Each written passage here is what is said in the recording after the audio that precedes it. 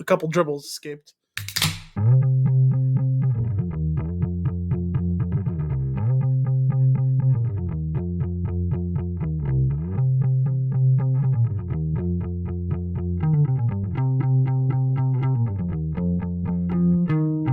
Hello, and welcome to episode 189 of Flix and a Six. This episode comes to you later than usual because Meatloaf. I'm one of your hosts, Anthony Costanzo. With me forever and always, the man, the myth, the nocturnal beast, Alessandro Bielsi. Say hello, Al. Thumb drive. On this week's episode, we got Better Call Saul trailer, Starfield, a sweepstakes opportunity, along with other hijinks and tomfoolery, all before diving into our flick of the week, the Batman. But first, Al, where do you stand on Meatloaf? The food, not the person. I was gonna ask the food or the singer. He passed away a few months ago, didn't he? He did. Yeah. Sorry, You ever listen to Paradise by the Dashboard Light? Well, yes, right? of course. And naturally. but closely. Yeah, it's fucked up. It's not a great song. No, it is a great song. It's really a great song. Sorry, it's not a great message. No, not even a little bit. He prays for the day that he dies so that he can end his time with you. Listen, I don't know what his background is, but extremely 50 years ago Irish Catholic. That's all. Just like mentality, the philosophy. He's got a lot of songs that raise the same that raise the eyebrow to the same level. Most of them are like, look, I'm not going to marry you, but I will have sex with you, and now, and we both want this. And it's like, wait, it feels like maybe it's cold outside, but the album, as opposed to Paradise by the Dashboard Light, which is, we probably don't have sex anymore. We have been married. I don't want to be married to anymore, but I will because honor. God. Also, if I were to just get hit by a car tomorrow, it wouldn't be the worst thing. Oh my goodness! Yep, that is the Cliff Notes on Paradise by the Dashboard Light. Also, the play-by-play for a baseball game. Sure, right. Great. The baseball metaphor put to good use in that song. Well done, Loaf. Also, really, can I call you Loaf? Mr. Loaf to you, Mr. Loaf. I mean, if you were gonna treat his name like it was a real name, you would have called him Meat there, or you would have called him Mr. Loaf. Why would you just call him Loaf? I don't know. Sometimes you call your friends in high school by their last name. Yeah, nobody called you by Elsie? No, because most people can't pronounce my last name correctly, and 100% of them can't spell it correctly. So we had there was a lot of Anthony's like in the high school age, so I got a lot of Costanzo, which is wrong, but fine. It's a Seinfeld thing. It is. It also didn't help that I sat next to a Costanza most days. That is just made it very confusing. But seriously though, Meatloaf, you in? Yes? The food? It depends on the style. The one we've always had, like since I was growing up, was the type that is topped with ketchup, not the type with gravy and mashed potatoes. I've had it that way a couple times too, and that's fine, but I had it the other way more. We've tried a bunch of different variations. They're all kind of within the same family. But I think my favorite iteration of it is whatever. The cheese in the middle. And typically we've done it a lot of times with mozzarella, but cheddar cheese. Or even sometimes a cheddar mixed with another cheese and peas. Okay. And then obviously topped with a layer of ketchup. The ketchup shine. Yeah. The ketchup fondant of the meatloaf cake. Yeah. Oh, that's good. I do like that. I had I thought, so in my mind, dinner was going to be like a fast thing. Because we had a frozen meatloaf in the fridge. Nope, that's not where it was. Frozen meatloaf in the freezer that I took out check your fridge yesterday. in thinking like, oh, it'll be a quick one to make tonight before the show. From Kim's mom, because no actual cooking, just heat. Exactly, and then of course I was like, well, that's heating up. I could do some sides and stuff, right? I went too hard.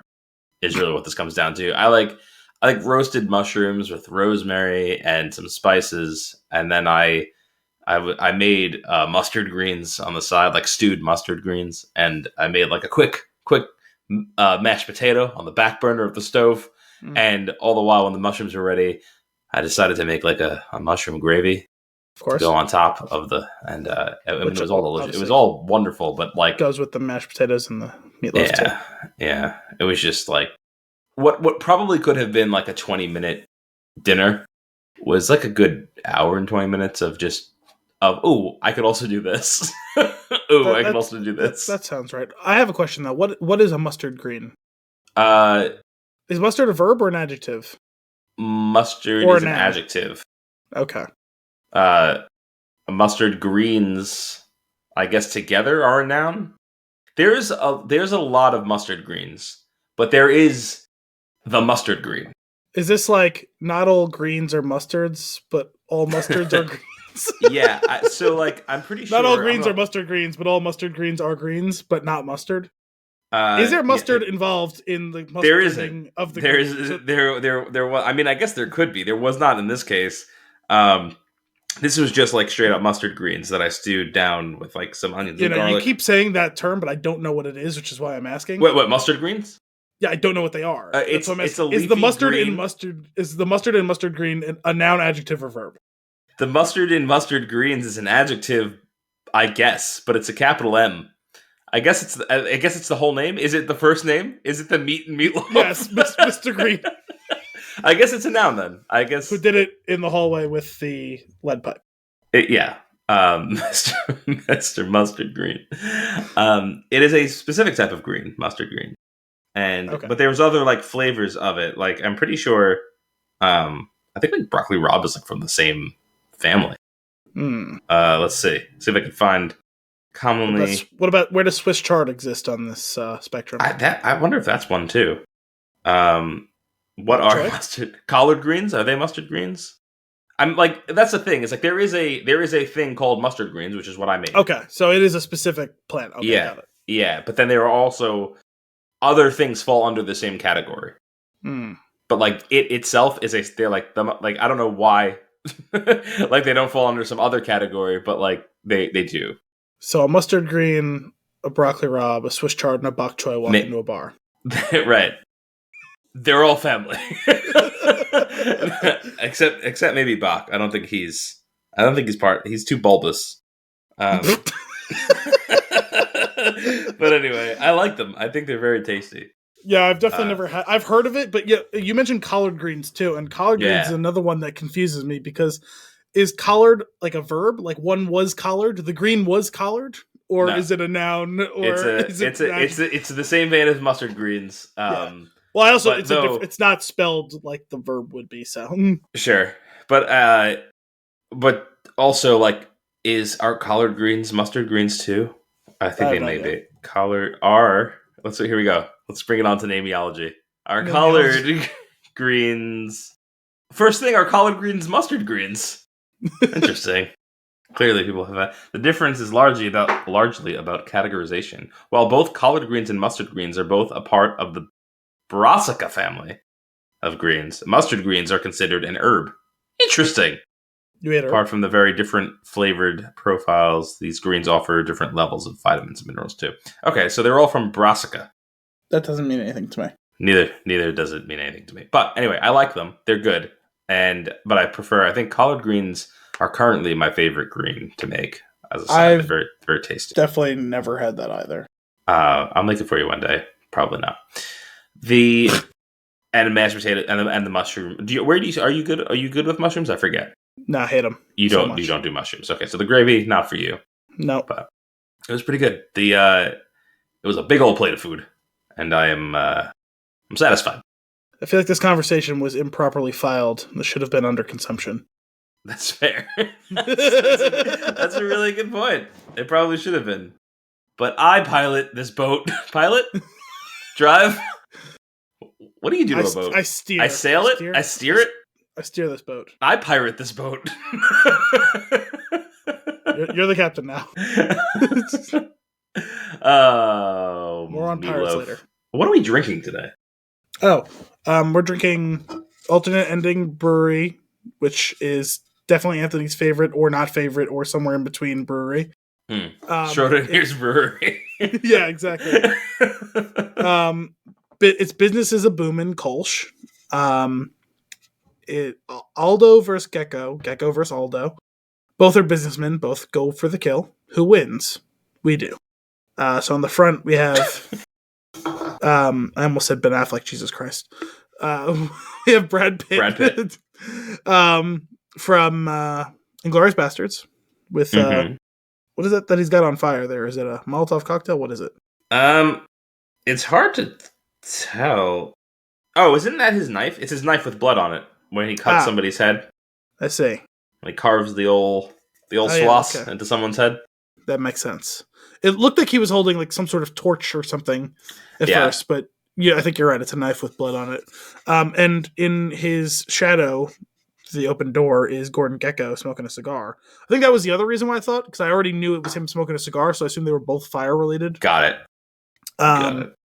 And I would have never ever in a million years drawn a comparison between these two characters. Do they both say Wall Street? Is that Boomin? It's from Wall Street, yeah. Maybe. Oh, maybe. Is that what it is? Or I mean, I guess it could just relate to. I don't know. I've seen Wall Street once, and I've never made it all the way through Inglourious Bastards. So, you know, I was able to pull out that it was Wall Street, but I'm not entirely sure I've seen it. You've probably at least I must have seen it, right? I'm sure you must have at least seen his big speech about how greed is good. Like that's obviously one. Yeah, probably. Maybe that's what it is. I know that Brad Pitt's character says it. Is there a J next to his head on yours? Next to whom's head? BP. No. Interesting. There's like a weird J etched into my can. Anyway, Kolsch. Yes. I like him. How do you pronounce the O with the umlaut? I don't know. I don't know that the umlaut really affects how you pronounce that word. Right, like, why are you there? To my rudimentary understanding of how that word, unless like they're afraid you pronounce it like Kolsch or something like that. Like maybe. So they wanted to really emphasize, no, it's Kolsch. It's just a little bit of a drama queen, that O. It seems unnecessary in this case. I agree. I think we should put one above the A in your name. The first one. Which one? The first one. In my mind, I was thinking Al, 2 letters. Yeah. But then I forgot that you have a whole name. I do. Kind of like Meatloaf. I have one entire name. What's Meatloaf's name? I don't know. Hang on a second. Meatloaf. Didn't expect to talk this much about Meatloaf today. Not Meatloaf recipe. I was afraid this was going to happen. Meatloaf Center.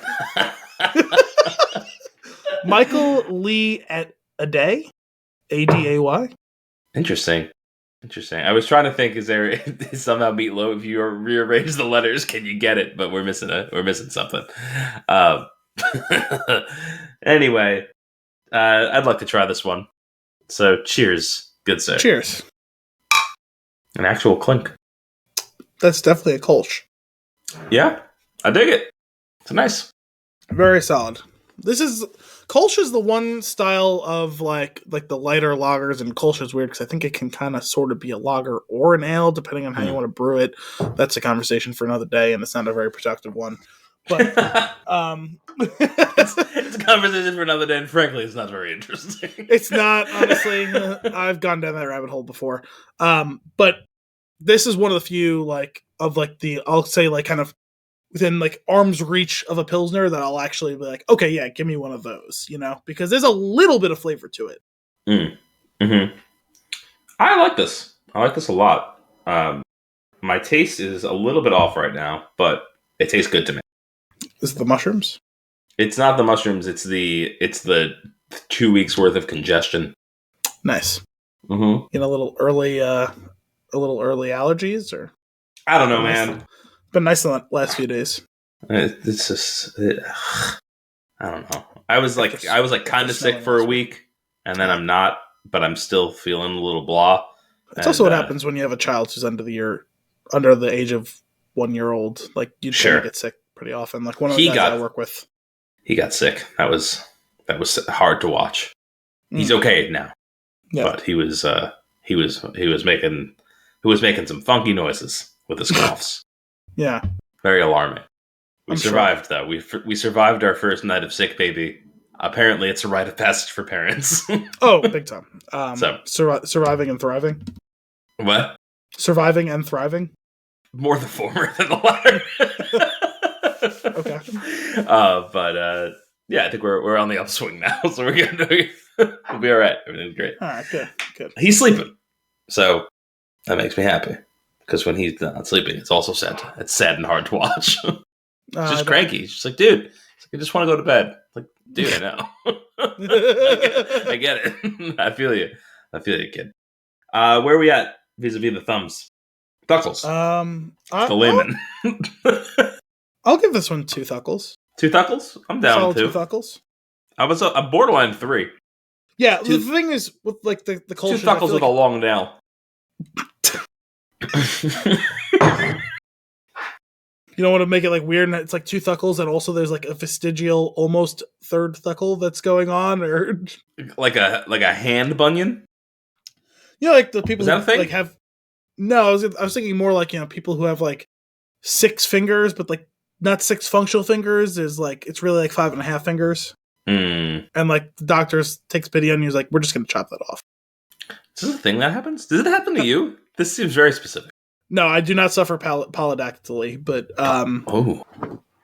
that's like the name for the term. Like, cats have it a lot, like 6 digits on a foot. Yeah, humans can have it too. Yeah, I actually think my cats do have that.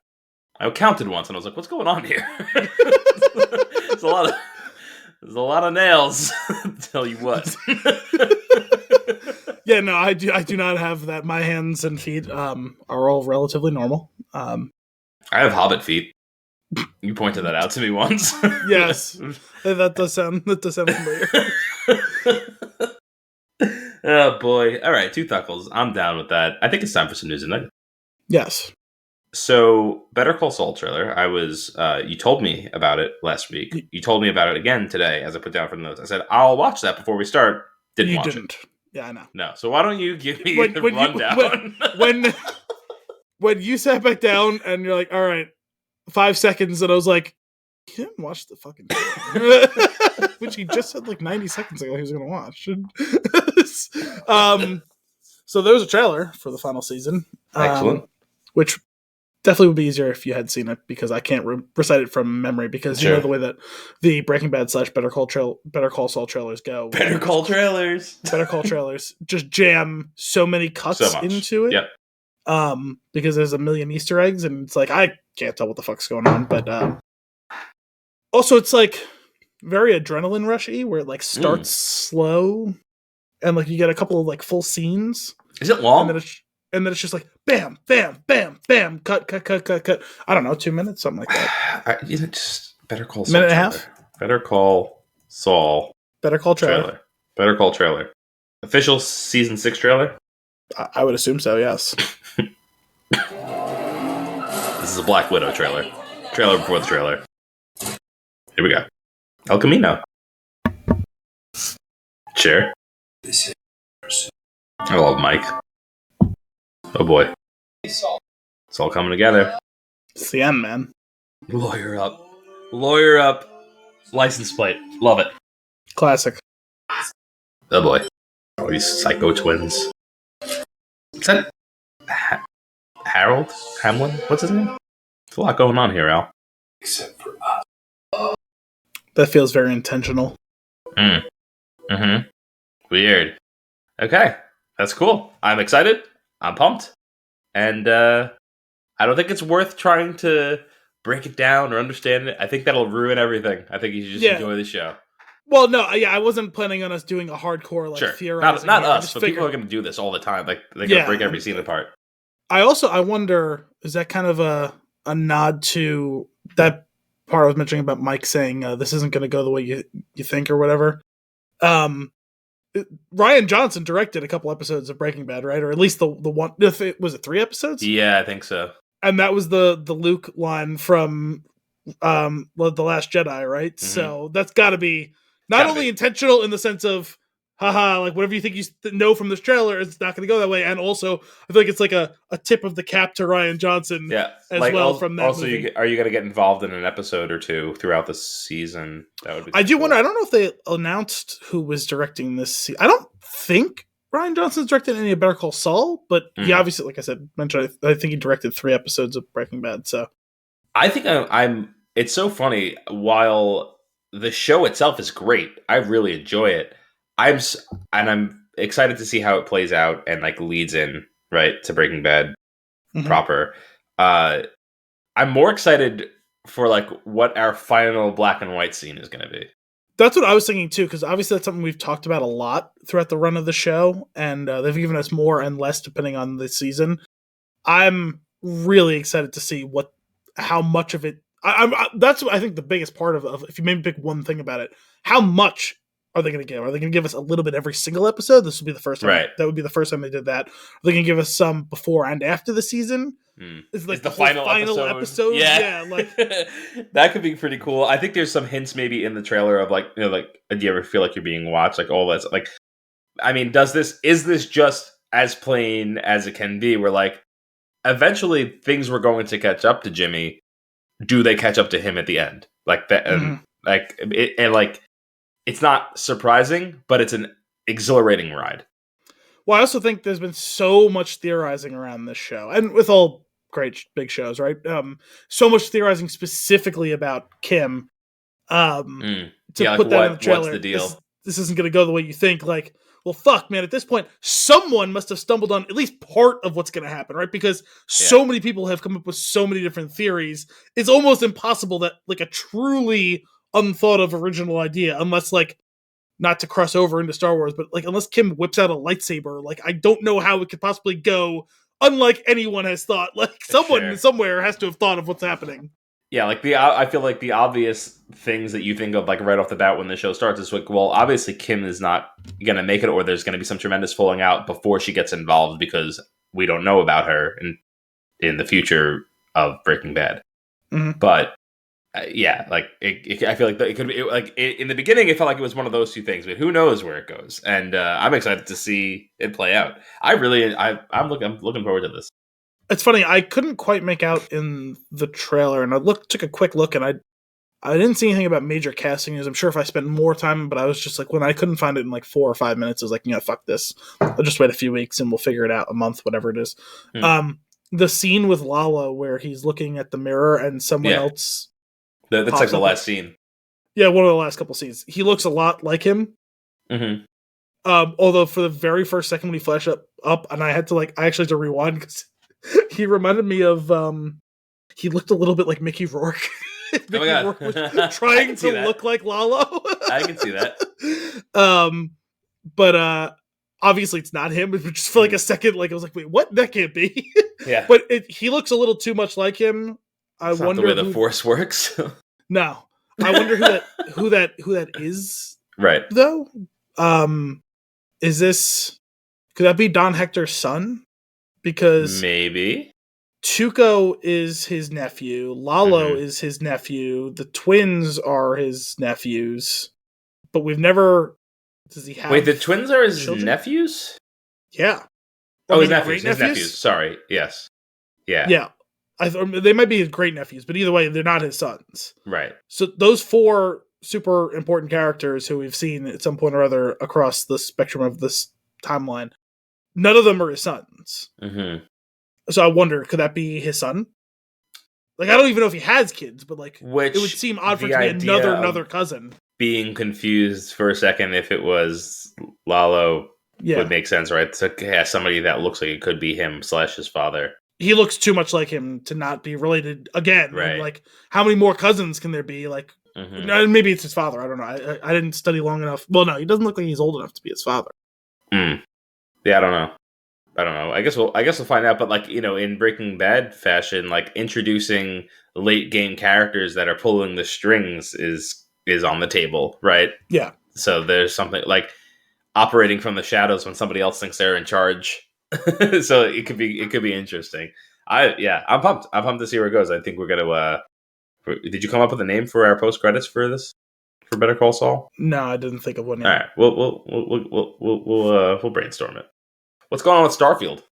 Oh, I don't know. They're just very slowly starting to release some of the promotional stuff. So, Brian, me and Dominic's friend Brian, nice. is a big Bethesda fan. He is obsessed with the Elder Scrolls series. He's really enjoyed the Fallout series as well. And this is the next new IP from Bethesda, and he's been really pumped for it. Me and him were talking about it a good amount when we went up to the Cape a few weeks ago. And he's like, I'm really like disappointed, starting to get a little worried that there hasn't been any promotional stuff. I was like, well, listen, like it's still not coming out for whatever it is, 6 or 7 months. I was like, that's a lot of time. And he's like, I don't know, but a lot of games like they start to run. I'm like, I've always kind of thought a lot of that's wasteful. Like, sure, is it nice to see things? Yeah, but you don't have to blow your budget on promotional stuff until the last, I don't know, 2 months before a game comes out. I think it's stupid how long that trajectory is. Like, okay, cool, you put out a cool trailer, but like, if I can't play it in the next like 4 weeks, like I'm just gonna forget about it. Just remind me when it gets close to like, oh yeah, I can actually look forward to like making time in my schedule. That's the game I'm gonna start playing. Tell me it's coming. Yeah. Tell me it's on the horizon. Tell me when it's gonna be here. Those are the three points along the and then show me it for the like 3 months leading up to it, right? Like I need one gameplay trailer. I need to see you playing the game. All the cinematic stuff is great. If you're going to give me in-engine cinematic stuff, that's cool too, to just kind of get a feel for tone and character and world building. Like, yeah, but I need to see the game played one time, because I've been burned before on games where it's just like, oh, that game looks awesome. And then I play it. I'm like, I don't enjoy this play style. Like, maybe like the concept and all of that is cool, but like, this isn't really what I wanted out of this game. Yeah. So you got to show me at least one gameplay trailer, but like that's stuff that I expect in the 2 to 3 months before the game releases thing. But they just released something today. It's something small. Like it was a lot of concept art in the trailer. Well, it's not even trailer. A lot of concept art in the video. They released a little text blurb talking about it and stuff. And they've been doing this like series of basically roundtables by some of the primary like makers of the game. And, just them talking about, each one is a different, like, what was the first video in the series was like, what is Starfield? Like, what's the point of the game, right? Like, how did we get to coming up with the concept of the game, right? And then, so this one subtitled, like, it was like episode 2, like The Wanderers or something like that. And it's kind of, hey, what does it mean to be in this world? It's exploration, and it's this and that. And, what could one be looking into? And they kind of dropped off a hint of like, oh, we'll name a faction or two for you. And it's like, there's this like pirate outfit and there's this like law enforcement outfit. And it's like, they don't just exist as like either your boss or foes. Like you can go work for one of the organizations. How does that ripple effect change how you interact with everyone in the game and this and that? And, it's not just, hey, there's some pirates, let me go kill them. Or, hey, let me report them to my boss at, whatever law enforcement agency. It's maybe you go work for them. Maybe you're a pirate. Like, how does that impact your game? Like, those are things that, like, if you want to do one or the other, great, and how that leads you along your way and this and that. And they were showing a bunch of concept art and stuff and talking about some of the major locations and, like, the quote-unquote, like, nations within this world that they're creating. It's like, okay, cool. Now we're starting to get the world building, the philosophy of the game. Like, that's cool stuff. And, you just keep building. You only need one of those once a month, say, until...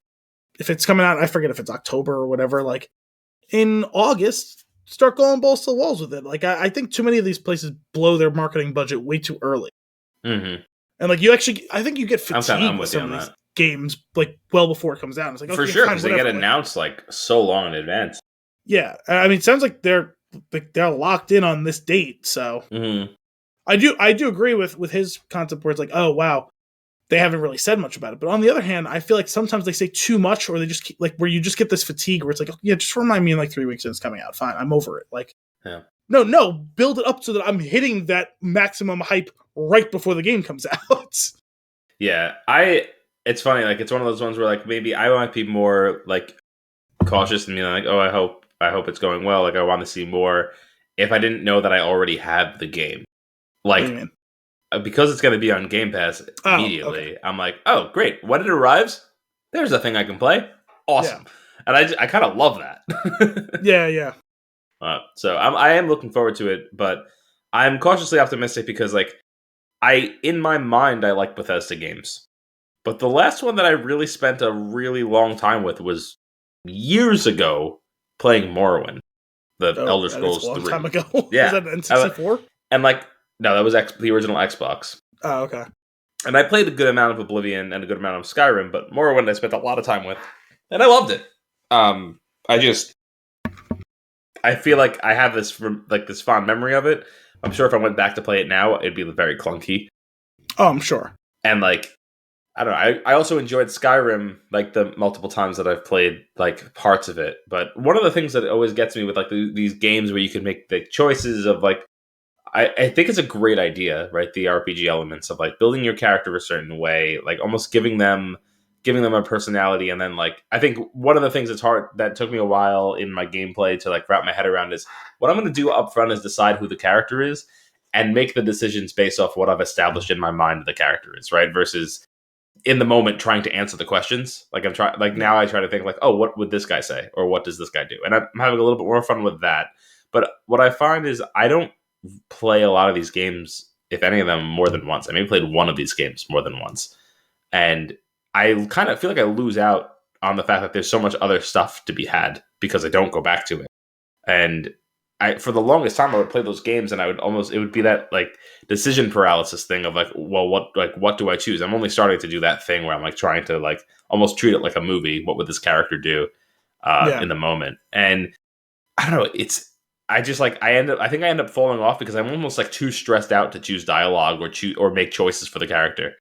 So the actual role playing is stressing you out. Yeah. Yep. Okay. It's not great. I should get over that. No, I mean, I get it. Like, especially because, like, you, especially if you're only going to play it the one time, like, you want to get the most out of your experience with it, right? Yeah. But ultimately, I feel like you might get, like, there's like a canned few ways that it can really go in the grand scheme of things, I feel like, for those types of games. And they've all been thought out, so, like, you'll probably just enjoy it if you just make any choice. One of the things I've been toying with, which I can't bring myself to do, is when I'm playing one of those games, is, like, just select the option on the left always and see what happens. Like, don't even read it and like, just listen to the story as it happens. I think I should try that. I feel like maybe if I can commit to that, it might help with the. It's definitely an approach. I don't know if it would be the most pleasing or enjoyable approach per se. Considering the majority of my role playing, like, games have been the BioWare ones, like, to me, first and foremost, the thing I always most stress over is this decision going to lead me down a path where one of my squad mates gets killed? Or, like, right. tells me to fuck off and leaves. And it's like, no. These stories are so character driven that to lose access to one of those characters by hook or by crook would feel so out of the spirit. Like, you know, and, like, there's different approaches to that, right? Where, like, I would say the Mass Effect version of it, like, either they end up becoming, like, your best friend, or they might leave or die, you know? Mm-hmm. Dragon Age Origins was actually the most aggressive with it, where it's like people would just up and leave, or you'd have to kill them because you'd make some decision that would literally piss them off to the point where you would have to kill them. Like, Jesus Christ! Like, how is this a thing? You know, I thought that Dragon Age 2 did a really cool thing where, you know, there were a handful of decisions that could lead to a character dying or leaving, but most of them actually just adjusted everyone's relationship to you on a scale of friend to rival, is what they called it. Mm-hmm. And so, like, you could do something that really irritated or pissed off one of the characters, but they respected you, so they would still be around, but the nature of your conversations with them or how they would react to things you did would lead them to be antagonistic. Like, they'd still be around and have your back, but they wouldn't be like your best friend. It's more like it's convenient for us to continue to be allies situation, which I found to be a really cool spin on that sort of thing. It's the only time I've ever really seen that mechanic was in that specific game. That's kind of cool. You know what I think would help me is if they implemented some sort of after, like, when you finish the game, You've gone through your tree of decisions. It would be so cool if they had an overview of that decision tree and you could jump to a different point and do something else. Like go back, rewind. Like I'm done with the game now. I'm curious what would have happened if I took this branching path instead. So, I feel like that would be fun. Like a chapterized version of a New Game Plus? Yeah, kind of, because like I think one of the things that holds me back is like these games are long. They take a lot of hours. Yeah. I don't know that I have. I mean, time has kind of shown I don't have the time to go through it multiple times. Yeah, but there are certain things that I would like to see where it goes, and I'm sure I could find like videos of what happens if you do this or that. But I feel like that doesn't really translate to the experience of playing the game. Yeah, there's some value in that, obviously, right? But it's tough. Like if you have a game that's like 100 hours or something like that, right? Like it can be a tough sell to jump back into and play it again, as opposed to like if you have a shorter version, like a obviously there's way less in decisions, but just like talking about different pathways and how you want to go about it, like Jedi Fallen Order, like you could play that again.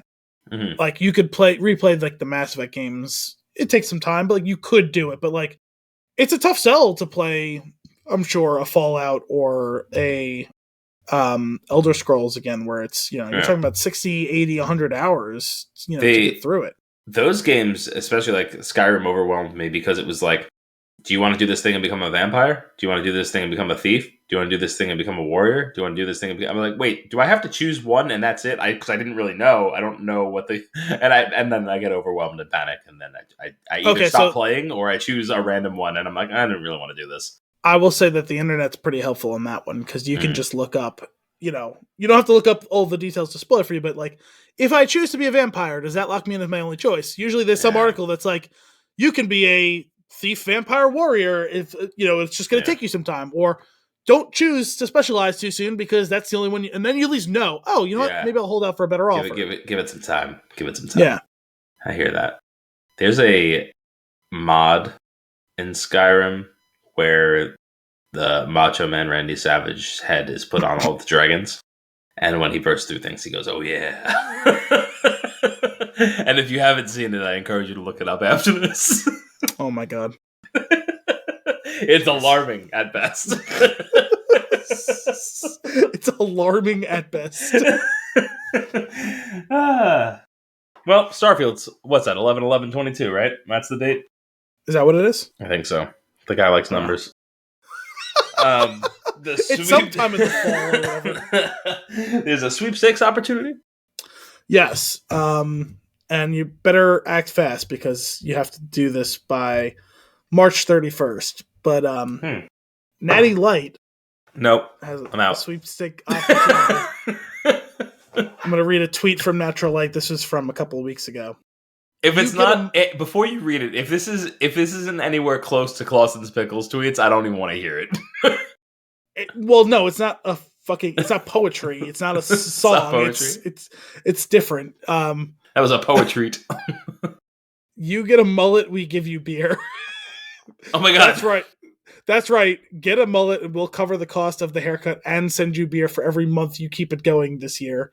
Just post a photo of your mullet before March 31st with hashtag Natty Vintage and hashtag sweepstakes for a chance to win. And underneath it is a photo that says, with like the text on the top is get a mullet, get natty. Underneath it is a can of Natural Light with a mullet photoshopped over the top of it. Oh my God. And, assorted hairbrushes and shavers and trimmers around it. Wow. Wow. Are you going to do it? No. Oh, man. I don't want a mullet and I don't like Natural Light. Sure. I just think this is fucking hilarious. What's the end game? Yeah. It's like, I don't want the beer. I don't want either of these things. I just think that this is hilarious. That is pretty great. I think you're going to have to keep tabs on that one and share some pictures once it gets going. Oh, the pictures already exist. Oh, fantastic. I'm going to send you the tweet in the chat right now, and you can scroll down and see the people who are already responding. Excellent. And who have been responded to by the Natural Light account. Hang on a second. There it is. Let's see here. Oh my god. No. That's not a mullet. That's a bold person. What is happening right now? Did I not click into it? I don't think so. All it is. I mean, some of them definitely do, though. Some of them definitely do. This guy, I mean, with the American flag carved into his head, he wins, right? Like, it's a good one. He took that one an extra step. I want to know how many of these are people that did it for the thing, or that's just their hair. Doesn't matter. Doesn't matter. Doesn't matter indeed. Well, you called that a sweepstakes opportunity. Not for us. I didn't say it was a good one. Yeah, that's true. For the next, you do it, you win. The next year's worth of episodes is only the beer is Natty Light. We don't know what to do with it. We have too much. We record the show while playing beer pong because that's pretty much all it's good for. Yeah, no, it'd be good for that. Yeah, that's good. That's it for news and nuggets. I think. Yeah, I think that was a tight turnaround. That was a three-piece approach. Well, considering how late we started, we're pushing the envelope every week. It feels like. That's true. Thanks to Mr. Loaf. What are we? Well, we got some consumption. I'm sure. What are you consuming? Yes.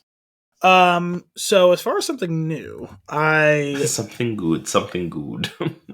In the theme of trying to continue to make the most use of my free trial of Apple TV Plus, I watched the movie Greyhound this weekend. Did you see that one? Well, Tom Hanks action? Yes. I did not. Did you see it? Okay. Pretty good, pretty solid movie. No, it's always interesting, like, the conversation can go one of two ways. Either I tell you about the movie or we talk about the movie. I don't want to start talking at you and then you're like, yeah, but I didn't see it. Yeah.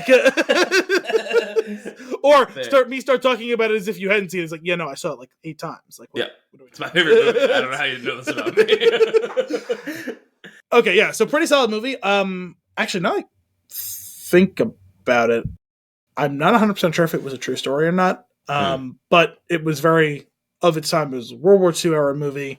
It concerns itself with, it's actually a very small story. It takes place over the course of a couple of days with one specific convoy of ships going across from the U.S. to Europe during World War II, during the height of the Battle for the Atlantic, where German U-boats were just sinking so many ships. And, this convoy is primarily, it's supply ships. It's a conglomerate of ships from a bunch of different countries shipping stuff from the US and Canada to France and England and everyone else who's under the German war machine there.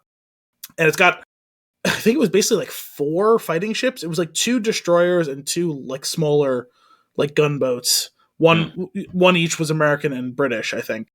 And the Greyhound was the destroyer that is like the lead ship. Tom Hanks commands it and technically commands like the whole convoy. And he's the captain.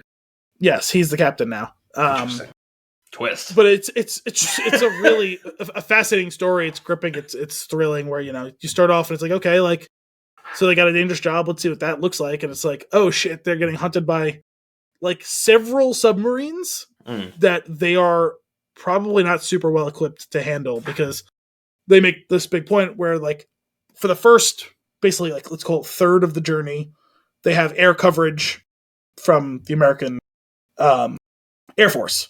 Sure. Which they have planes that are very adept at hunting submarines, so the submarines leave them alone. And once they get close to Europe, they again have air coverage, but there's like a 2 or 3 day span in the middle of the journey where planes can't reach them because they don't have enough fuel to be there and defend them and then be able to fly back to a landing spot. Okay. So it's basically, good luck for those couple of days, guys. Hopefully you get out to the other end where, the British planes will be able to help defend you. See you on the other side, but probably not. Yeah, and so it was it's a fascinating, especially when you look at like the technology that they were dealing with then and I've always found that sort of stuff, whether it be World War II era or Cold War era, especially Cold War era is where I've seen the most of it, reading so much Tom Clancy with the submarine, like submarines hunting each other or ships hunting submarines. I always find that to be, if it's done well, it's riveting. So that's cool. It was a good solid. So I should check it out, is what you're saying. Yeah, and it's literally an hour and a half. Oh, nice. I will. Which most like war type movies are not that. Yeah, so that's true. That's a good point. No, very well worth a watch. Just a solid movie. We're going to cover a couple things here. Well, actually, one core concept. You kept using the word hunt, which I believe is the appropriate term for what's going on. However, my cartoon mind is picturing these submarines prowling and pouncing. I mean, they kind of are. No. They're like bendy. They're not. Yes, as everyone is very well aware, submarines extremely flexible. Like an old timey cartoon, rigid. You know, like with the really dark like black outline of the cartoon, like the way the characters are drawn. Like it's like that. Like it's like a dark. It's like one of them has a lot of teeth and is like laughing and its fins are like bouncing. Well, it's funny. It's funny that you should say that though, because the lead German U-boat has a wolf painted on its con Get down. That's awesome. And they keep scanning the radio frequencies, and after they hunt and take down one of the convoy ships, one of the people on the German U-boat is taunting the American and British sailors, telling them, "You're not going to survive. We're going to keep hunting you, and we're going to kill every one of you." Like, okay. And he just like creepily laughing through the radio, like it's horrifying. You know, that is a cartoon. Yeah. Wow, I didn't expect that. It's also how I pictured it when you told me that boats could be arrested. There's just handcuffs around the propellers. Boat cuffs. Ship cuffs. Yes. I, too, watched something on Apple TV. Okay. Oscar nominee Coda. Okay. Good movie. I've heard it's pretty solid. Not great. Not a great movie. Not a. Oh, this is absolutely an Oscar-worthy movie. Just a good movie. Yeah. Don't fully get the nom, but it's fine. That's kind of also what I've heard as well. Yeah. But it's the characters are well developed. The chemistry is strong. For a good portion of the movie, the parents are shit, and it's just. But not in like an obviously hostile way, but like almost like it's like selfish, driven by fear and anxiety, and it's I don't know, it's cool. It's a good deep dive into it, and just overall, it's an engaging watch. But at the end of the day, it's just a good movie, like a 7, like a good movie. I mean, it is nice to see finally some like important stories told in recent years and highlighted and elevated about people living with deafness, right? Like, because it's something that most people can't relate to, and like we're all like intellectually aware of, but it can be, well, for one, like you just literally can't imagine if you aren't deaf, like what it's like just how pervasive it is to every single second of your existence, especially if you're someone who was not deaf and then lost your hearing. Yeah. Like, that's like Sound of Metal. Yeah. So, and we've seen it now in back-to-back years, right? In the Oscars, where pretty good movies have shown us different like sides of that experience. So, like, that is good to see. That is, but I want to actually almost circle back to a conversation that we had during The Power of the Dog, where you reach a certain point where it's noticeable, like, that there's movies like this, and then I'm kind of curious, like, I don't want to give any credit to The Walking Dead, but I'm about to. But there is a deaf character on the show. There's one that is going deaf as well. And it's just it's not like a story like that is like centralized around that. It's like just in the fold. Like, these characters have hearing impairments and they're signing their subtitles. And like at first, like there were certain aspects that made it interesting. There were interesting story beats to tell, right? Like not knowing the walkers are nearby or like having different ways of identifying that they're nearby. But now it's just in the story, there's these two characters that are, one of them is fully deaf and the other one is going deaf, and like they're signing, and you're like it's seamless, and I think that's really cool. I think when the storytelling becomes seamless and you almost take the handicap out of it, like, which is what I feel like some of them are showing it and highlighting it intentionally, right? Like that's what the story is going for, is to highlight that. I kind of like this idea of acknowledging it and and bringing it into the fold as normal as just like people have to deal with like different experiences.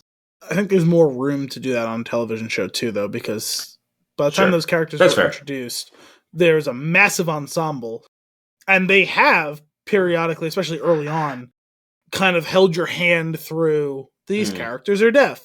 This is what it's like to be deaf.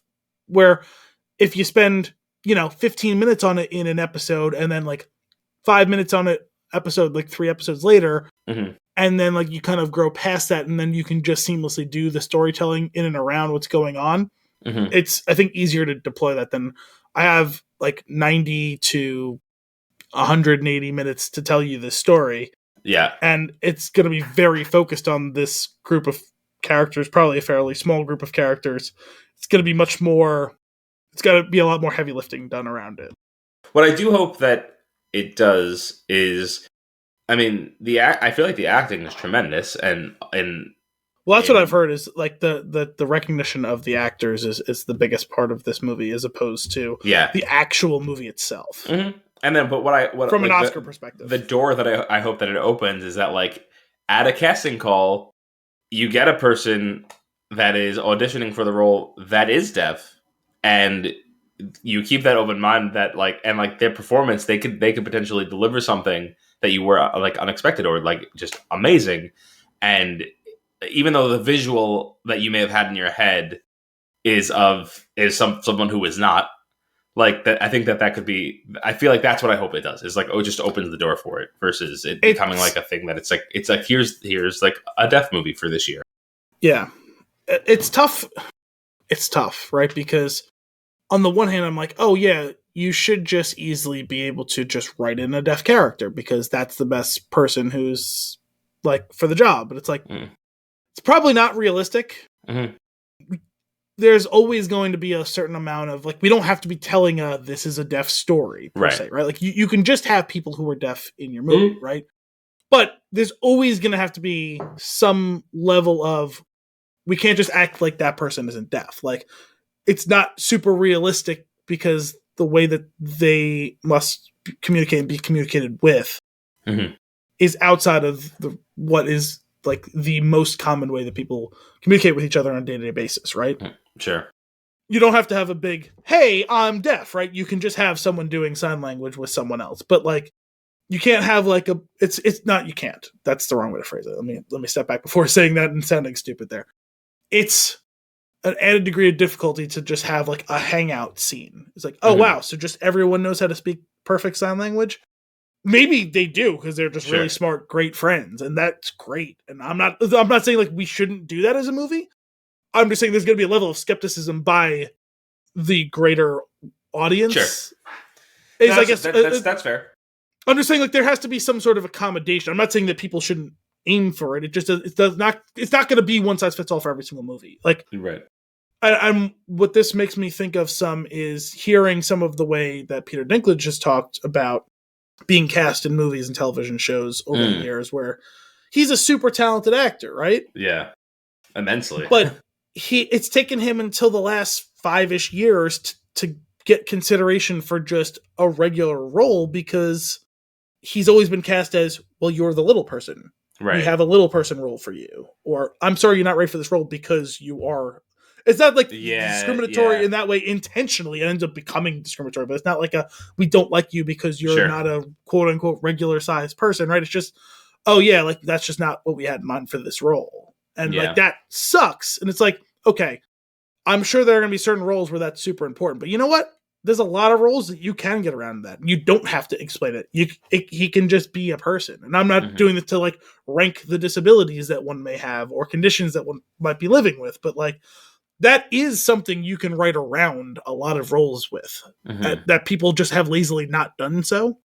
Right. Whereas something like deafness, I can understand there are real logistical issues to writing just regular roles for, right? Sure. Because anytime you write them into a lead role, it's going to become, whether you want it to or not, it's going to become a deaf movie, right? Maybe. Yeah, I am kind of curious like how it would play out if you just do subtitles for that character and don't even Like, if there isn't like a specific acknowledgement of it, like could what would that movie look like? I mean, I'm sure it would be jarring at first, right? Well, that's the only point I'm making. Is I'm not saying that people shouldn't do it. I'm just saying I do think you're gonna see some level of disorientation by the viewer, and I guess it's up to everyone whether that matters or not. I'm not making a judgment on it. I'm just pointing out I see an obvious potential pitfall there. Yeah, I just think I'm sympathetic to that struggle. Yeah, that's fair. I think what would be cool though is like I feel like maybe beforehand, like if you take that as an option, as a because it is an option, you could do it that way. Maybe beforehand it wasn't considered, but now like hopefully with like bringing some of these movies forward and showing some of the performances, that becomes an option. I think would be kind of cool to see. I don't know that it doesn't have to be like everything, but I think it would be cool if like that's just a thing that's happening in a movie where like we're just going about our business. Like this is the character. Their deafness is not the character. This is the character, and like letting it play out. Which you get that you do even in a movie like this. It's interesting because like you get there eventually, but you're constantly going in and out of focusing on that aspect. Yeah. And like that being the story. And like, again, if that's the story that you're telling, fine. Like Coda, child of deaf adults, right? Like that's so that's what the story was about. Intent, like that's what the movie is about and what they're doing. That's different than what I'm curious about. Like, like going forward. Oh yeah. And I think it definitely sometimes it only takes one, or in this case, let's say 2 or 3 or whatever. Like see a couple of movies where it's done and balanced really well. And it's like, okay, it only takes one smart person to make the connection as to, I can do that in a secondary role or in a leading role in a way that no longer makes it feel like it's, here's a movie about deaf people. It's just a movie that features a deaf person or people. And it's like, I guess I'm really admitting I'm not smart enough to know how to do it. But it only takes 1 or 2 movies to jog the creative juices of someone who is smart enough to do that. Yeah. So to dovetail along with what you were saying, I am curious to see the first, and I'm sure there's probably some indie movie that I've never seen or heard of that's already doing it that way, but to see one that's more popular or gets more wide attention that is just, these are just people. Because, like ultimately that's what it is. Like in real life, that's all it is they're just people. But I can understand how it can be a barrier in movies. Sure. As much as that sucks, and it does. Mm-hmm. Cool. Well, what else are you consuming? So I made a little bit more progress into a couple of shows. Okay.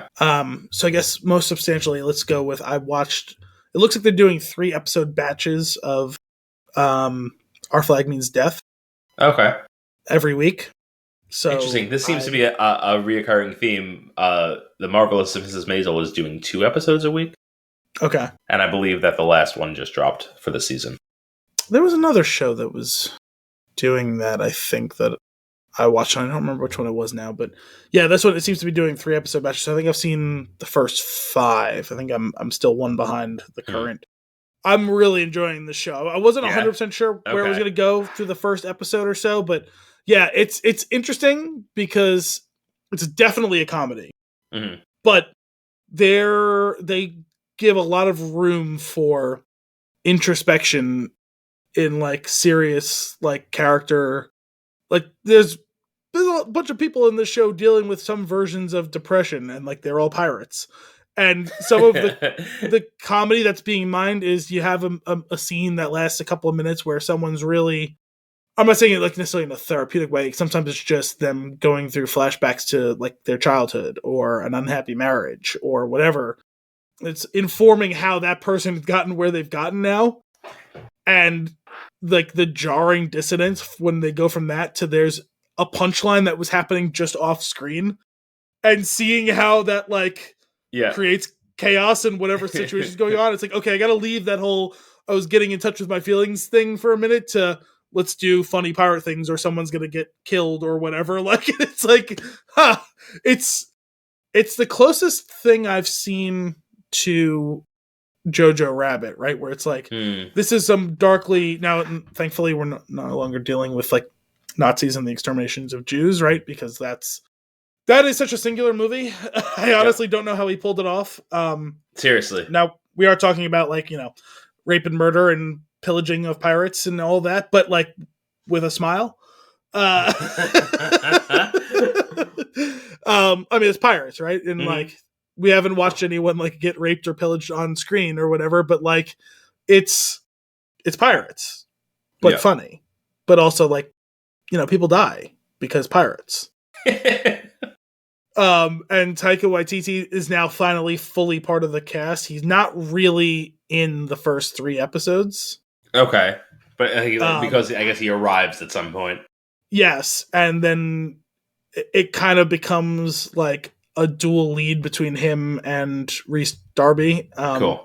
As the 2 captains kind of have one of those, we want what the other has, so we're going to help teach each other. Blackbeard wants to leave piracy behind and retire and become a civilized nobleman, but has no idea how to do that, despite having wealth and riches that he's accrued through piracy. And Rhys Darby wants to leave behind all the trappings of, God, it can just be exhausting, all like the petty passive aggressiveness of being a nobleman. And while I'm not really on board for the killing stuff, maybe I could use that whole cutting loose and not worry about the morals of everything going on all the time. Mm-hmm. So that dynamic is an obvious like odd couple pairing that has worked really well. Especially since there's not really a lot of tension between the characters to this point. You can kind of see how it might be lurking just off screen because, even though Blackbeard is going through a crisis in his life, and I'm sure this is a fictionalized version of him, isn't super bloodthirsty, at least at this stage in his life. Certainly it makes no compunction that he was. And when you watch him, he's trying to be above it all. But then it's like, okay, fine. Like, so the Spanish Navy is coming down on us. Like, yeah, we got to do this and this, and we're going to kill a bunch of people. And like, what a drag. Okay, back to teaching me about the serving spoon. Like, that's entertaining. Most of the tension of the show is between the crews, where Blackbeard's crew doesn't really get what Blackbeard's going through, and they are very like straight-faced murderous pirates. And Rhys Darby's character's crew is this fucking, it's like Robin Hood Men in Tights, like merry band of misfits who like, they like the idea of being pirates, but none of them are very actually good at pirates. Like they all kind of, when like the going gets tough, like they kind of sort of do piracy, but like not very well. But they kind of like shun the shenanigans of the captain, but then when he's not around and they're just left to their own devices, end up doing their own ridiculous bullshit too. And so a lot of the tensions between the 2 crews where like they're like, guys, fuck off, we're like having fun sewing like pirate flags right now. and the other one's like, I'm gonna tear your fucking eyeballs out and piss in your eye sockets if you don't scrub the barnacles off the side of the ship. That's I like your comments about it being like the odd couple, and I could kind of see Taika Waititi talking through the concepts of the show, like the odd couple, but on high seas. Yes. So I definitely recommend it. It's been a fun watch. I'll check it out for sure. You said you were caught up. You had a few that you were. Yeah. So I also got to make a little bit more progress on Ted Lasso. Excellent. I finished the first season, and I've seen the first 2 episodes of the second season. I watched one while I was eating dinner tonight. So, excellent. Yeah, it's been very much so. It's been been very good. I love it so much. I have to say the first season ending, I mean, all along you had to, like, they were very obviously heading towards relegation. Yeah. And then to watch the roller coaster of, well, we're just going to try our best. We're going to try and win. We don't aim for the tie. Okay, maybe a tie's not the end of the world. Like, if we have to do it that way, fine. But we're really trying to set this culture of we want to win. Play hard, do the right things, and that's going to lead to our success. And then it's like, oh, wow, that the team that we didn't expect to win won. So we really do only need a tie. And also, we're tied with like 2 minutes left in the game. Oh God, how are we going to lose after all of this? Yeah. That whole thing, like just the way it goes down after all of that roller coaster of will they, won't they? Oh my God, is this just going to be the cookie cutter? Because everything has been more or less positive, right? Let's not say there hasn't been darkness, but Sure. Eventually, like, the cult of Ted Lasso has been for the betterment of everyone around him for the most part, right? The even relentless Jamie, kindness. Yes, even Jamie is a slightly better person at the end of the season than he was at the beginning of the season, right? Despite the fact that he's mostly resistant to his teachings. Yep.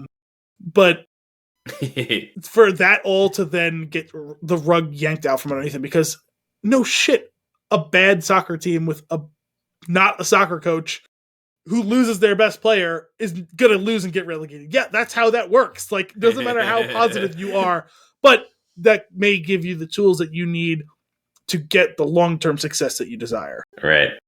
And I guess that's what the second season will be about, right? Although it seems like it starts with 8 straight draws, which is hilarious. Yeah. What's his name? Danny Rojas killing the the dog in the first episode of the second season. Spoiler alert. You know what's great is the idea of the character that they introduced, the new character to help deal with that, right? Doc? Yeah. Okay, so the idea of, like, I feel like the intention started with, like, wanting to bring that character in to explore the psyche aspect of the different characters, and it will go into great depth, and there's so many great stories to be had over the season. I almost wonder if, like, killing the dog to get her there was like an afterthought that just worked out really well. Like where did the storyline start? We want to inject a therapist into the storyline to evaluate each and all of their psyches individually and collectively. How do we do that? Because we want to really interrogate this relentless positiveness of Ted Lasso. Yeah. But we can't just start there. So how do we do it? Yeah. Let's try by trying to kill the soul of the second most relentlessly positive person on the show.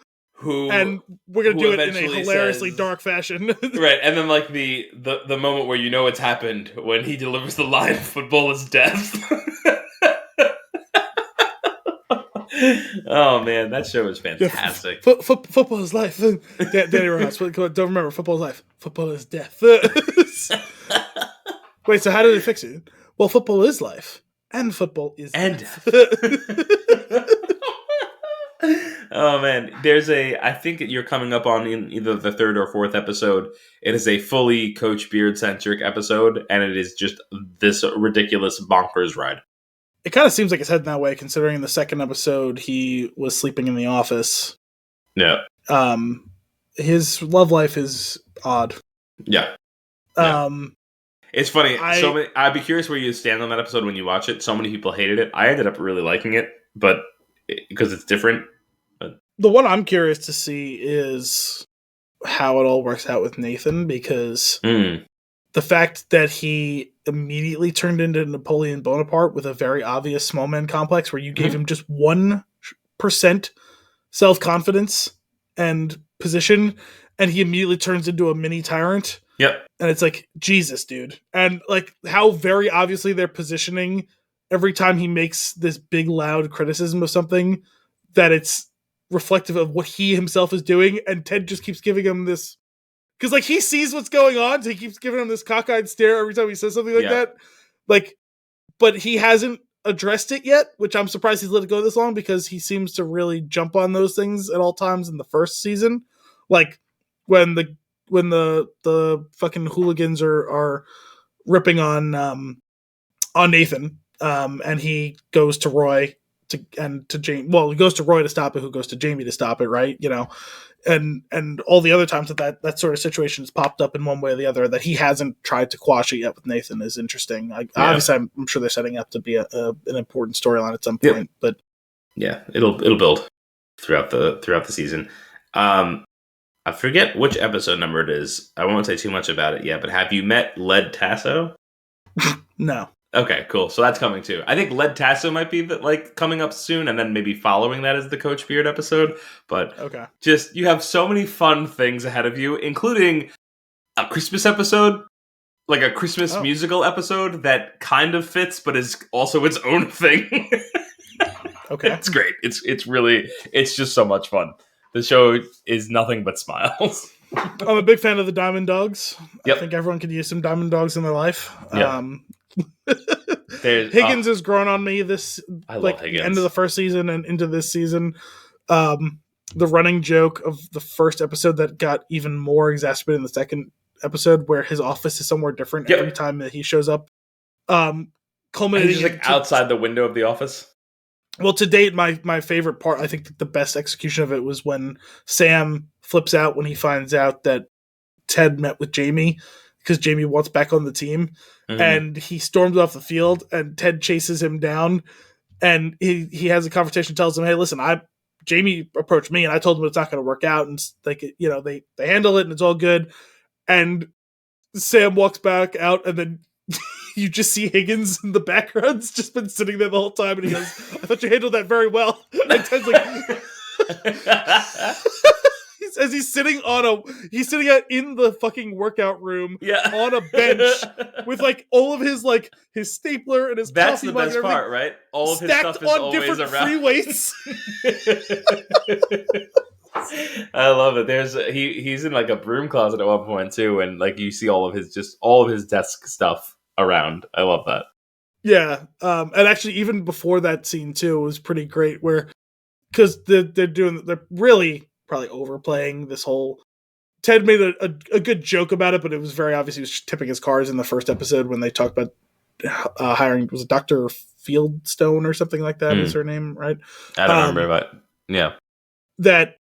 What are your thoughts on therapy? And he says, I think it's great, and this, that, and the other thing, and I view it with the typical Midwestern skepticism or something like that. And he can tell that he's kind of sort of jumpy, but he's mostly playing it off, and he's still trying to engage with her, not on a patient therapist level, but just on the level that he does with everyone, which the Ted level, which in his own way, his constant seeking for connection shows a level of empathy that. It is a two-way street, right? Even while he's trying to impart his teaching and wisdom and positivity on everyone else, he's getting something from all those relationships, whether he realizes it or not.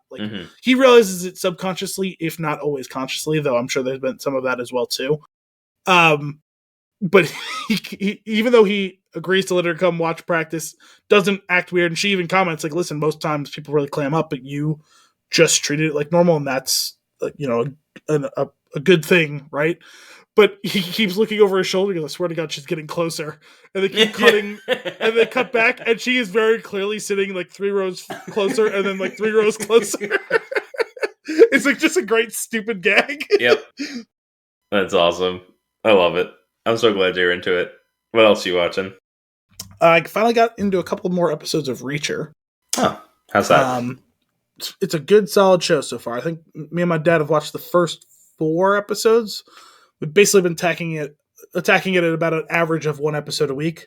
So, it's a good, solid, it's a little mystery action. There's a nice dosage of comedy in it, but there's a conspiracy, and there's some murders, and it's a couple of people trying to figure it out, and, maybe the conspiracy is within the police department that they're working in and around, and all that, and it's just a good, solid detective story, kind of. Cool. Any other shows? A lot of shows.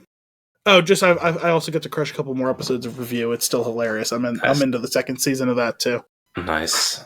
I've been consuming, as I mentioned before, The Marvelous Mrs. Maisel. I believe I only have 1 episode left this season, if I read it correctly, which is a bummer because I really was enjoying it. But 8 episodes feels short. But I don't know. With a comedy show, I guess maybe it's the right amount. I don't know. It actually seems like there's a lot of open things that need to be handled, and not a lot of story progression. So it's weird. So I'm kind of curious what's the deal there.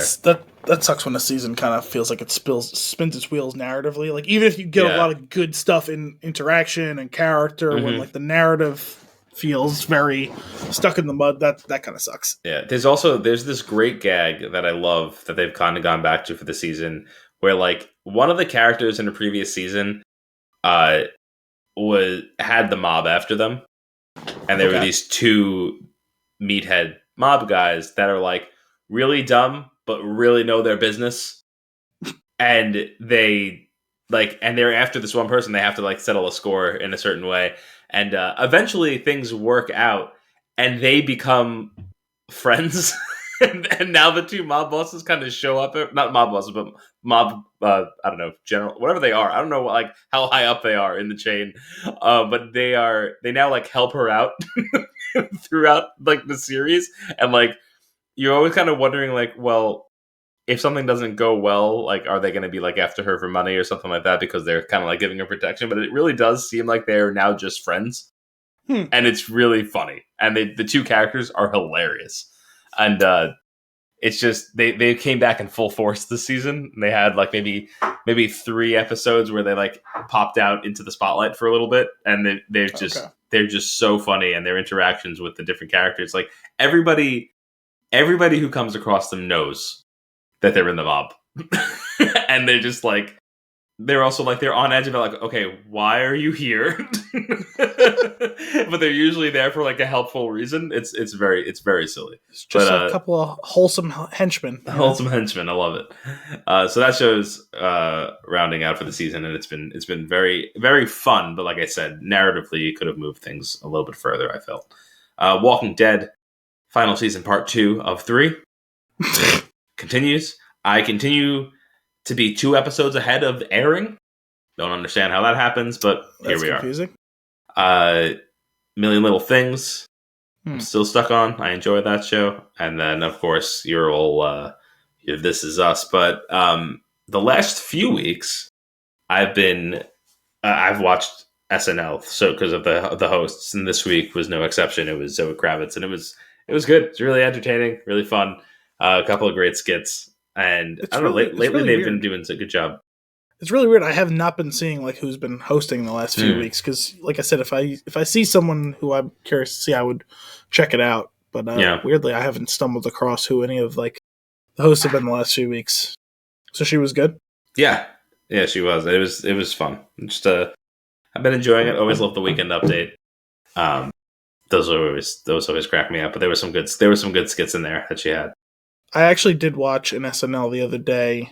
I had it kicking around since like New Year's when they aired it, or around New Year's when they aired it. The Betty White episode from like 10 years ago or whatever it was. Okay.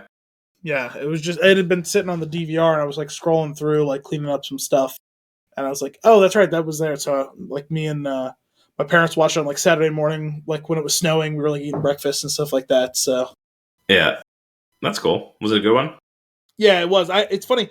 I had seen it. I definitely didn't remember all of it, but there were a couple of sketches. I was like, oh yeah, I remember watching this like when it aired.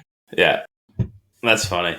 I thinking back on this week's episode. I always love the cold opens are always crack me up, but I always love to see like what they're going to do with the monologue and how they're going to introduce the host and whatnot. So obviously it was very the Batman centric and talking about Catwoman, and they brought out other people playing Catwoman. So like it started off with Kate McKinnon, but like in 80s Catwoman attire and just owning it and being ridiculous as she always is. She's so fun. She cracks me up so much. I just think she's hilarious. And then another cast member, I think her name's Egon Modem, came out as Eartha Kitt, Catwoman. Okay. And then it starts to get more and more ridiculous. A crazy cat lady came out, played by Adie Bryant.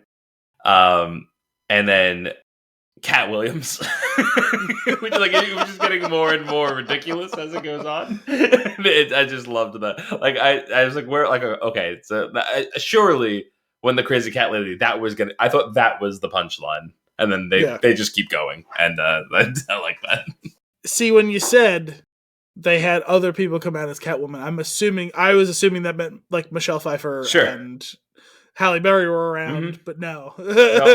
No. In spirit, surely. But that was fun. Good watch. Any other consumption? I don't think so. That was the majority of it for me this week. All right, I'm gonna touch on 3 games that I played very little of.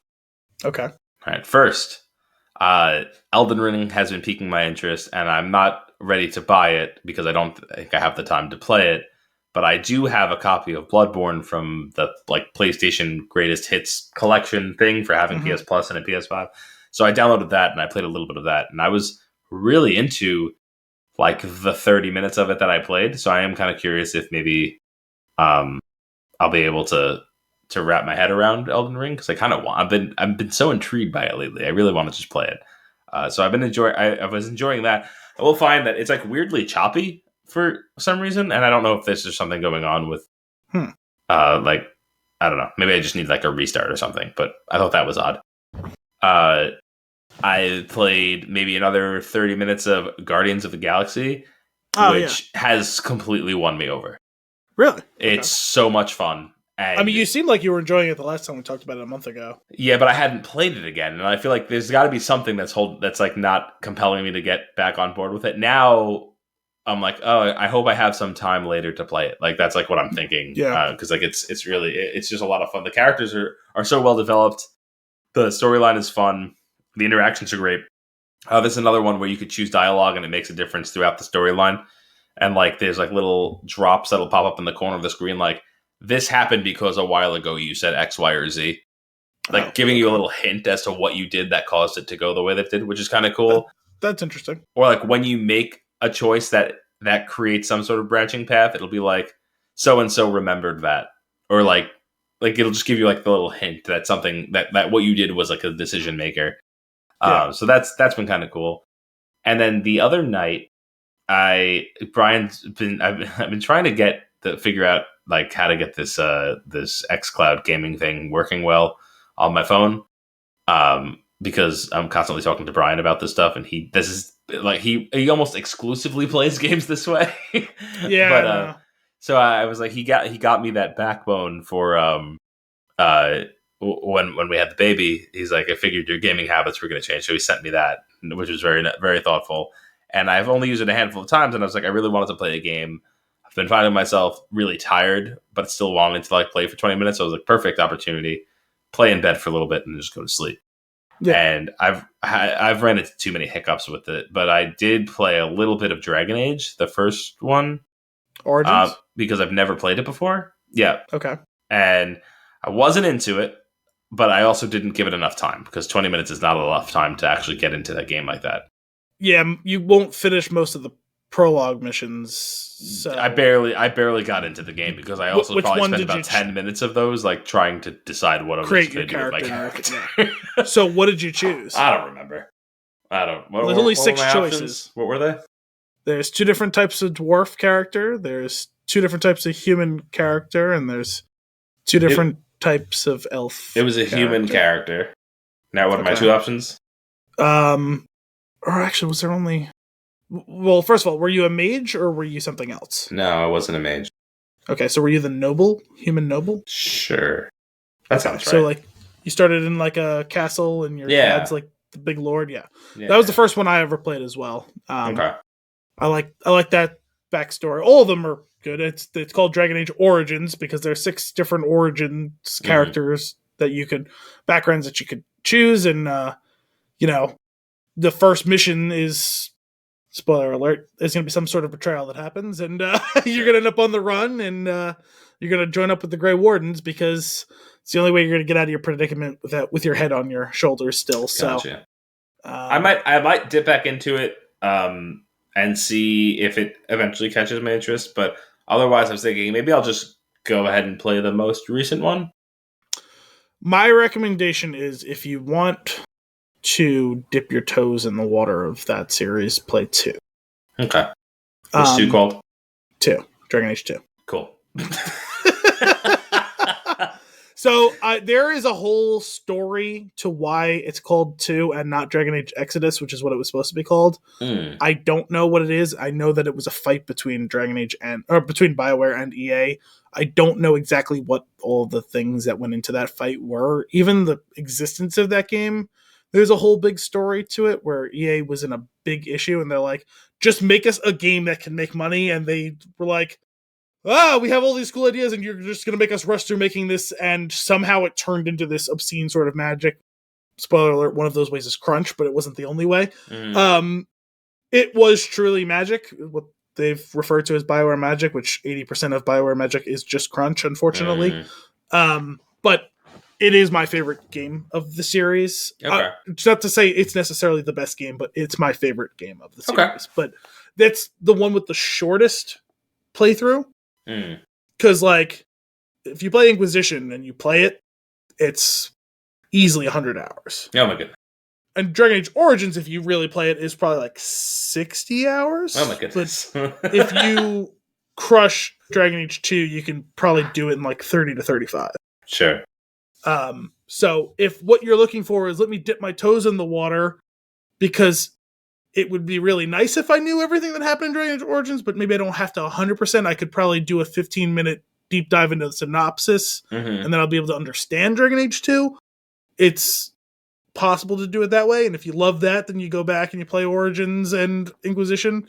Just jumping in Inquisition, you have no fucking idea what's going on. It's an obscenely long game, and I'm not saying you won't necessarily enjoy it, but it's just considering that you and I like to tackle a story in its proper order. Yeah. I don't think you're going to enjoy it, which means I think you're going to drop off because it's just too much. I'll give this one another couple of plays to decide whether or not I want to continue through it. So this is basically like you're not really going to know what's going on until you finish. Like, there's like the prologue, and then there's like the prologue. Okay. The origin, which takes 10 to 20 minutes of actual play, like post character creation.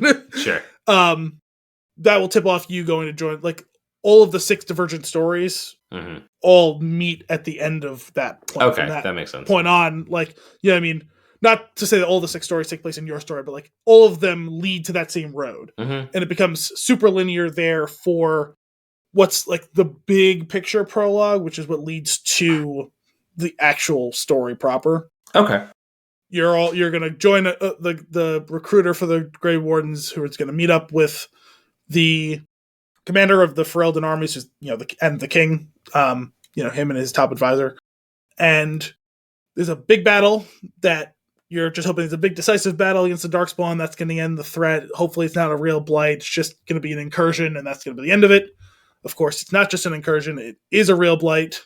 And spoiler alert, you guys lose big time. Okay, cool. So the whole and then country our story begins. Yeah, and so then the story begins. The whole country's in disarray. The next section is going to be slightly linear because it always sends you to this one specific town. Okay. But from there, once you get past that town, there's a bunch of stuff to do there.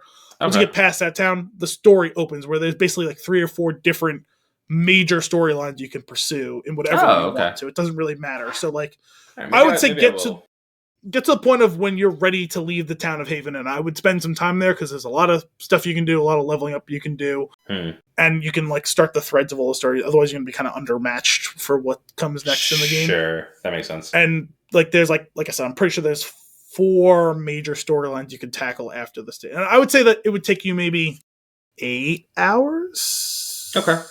If you really try and get every single bit, maybe less, maybe 6. I don't know. But sure. That would be, I would recommend you getting to the point of getting ready to leave the town of Haven. And once you've done, not Haven, sorry. Lothering. That's it. Once you're ready to leave the town of Lothering, you'll know whether the game has piqued your interest or not. Okay. Cool. Thanks for being my guide in the darkness. You're welcome. I appreciate it. Listen, you come to the right person if you have questions on BioWare. So that's where I'm at. Lots of consumption in small chunks for me. That's it for you on consumption as well? Yeah. So I believe it's time for fun and games. Yes. You got a movie for me there, friendo? I have a movie. I have the IMDb page. The IMDb page. My goodness. IMDb, the Internet Movie Database. Data page. Yeah. Actually, that would have worked. All right. Is this movie rated R? Yes. Oh. Is this movie an action movie? Okay. Is it a comedy? Yes. Ooh, rated R comedy. Okay. Did this movie come out after the year 2000? No. Okay. Are the leads of the movie former or current cast members of SNL? I don't believe so. I just don't want to say no and then like have it come back to bite me in the ass. But I'm like 99% sure that no. Just give me 1 second. Okay. I'm gonna go with no. Pretty confidently gonna go with. Okay. That was 5. Does the movie take place contemporary to the time it was released? I'm gonna say no. Oh. Okay. I will say it's probably within like arm's reach of contemporary, but like not 1 for 1. Okay, that's fair. Is this movie part of a series? No. Okay. I so badly want to ask the primary lead question. Okay. Within arm's reach of when it was released, I'm assuming. All right, I guess I should ask: is this a '90s movie? Yes. Okay. So, it could be within arm's reach, probably on either end of the '90s, is my gather. Like 70, like somewhere probably from like the '70s to maybe slightly futuristic for its time. Okay. Rated R comedy from the '90s with not starring former cast members of SNL. Yes. Okay. Who do we have? Jim Carrey in this movie? No. Okay. I did suspect that was going to be, if not your next guess, one of your next questions. Okay. I am interestingly finding myself limited as we do during. Is this like when you've put 2 words in the Wordle and you've got so many letters, but you're like, there's no more words. No more words can be made. Despite being wildly different games, I notice a lot of similarities that both of us engage with this game and with Wordle in very similar ways, where it's like, oh wow, we've gotten some really good information and a bunch of really like things we know it's not, but I don't know how to get to where I gotta go from here. Like last week when I just didn't have questions to ask anymore. 90s rated R comedy, not starring an SNL cast member, takes place around the time it was released. Is this a cop-centric movie? No. That's 10. Great. Not part of a series. No Jim Carrey. That hurts. It hurts. Not an action movie. You know what's funny? Is the SNL question is extremely limiting or cast too wide of a net. There's no in between. It's Schrodinger's SNL. Oh, goodness. Am I particularly fond of this movie? I don't think so. Oh, not boy. To my knowledge. Okay. I don't know if this is worth asking, or if I should make this a question, or if we should are you fairly confident I've seen the movie? Well, we have had that as kind of part of it before. Yeah. It's tough because we both watched so many movies and we've talked about almost all of them, but yet still that doesn't encompass all of the movies that you've seen, nor all of the movies that I've seen. Yeah. I just don't really know. I'm not. You said not that. What was your answer to my question? If I'm fond of it? I'm not aware of you being particularly fond of it. Okay. This is to phrase it in a better, cleaner way. This isn't a movie that you've ever brought up to me saying, I love this movie. Gotcha. Okay. Are there sports involved? No. I feel like that eliminates a whole other swath of movies. It does. Well, who am I missing? I've never brought it up to you. Is this like a workplace comedy? No. No? Damn. It's gonna go the Office Space route. I realized that was probably too limiting of a question in hindsight.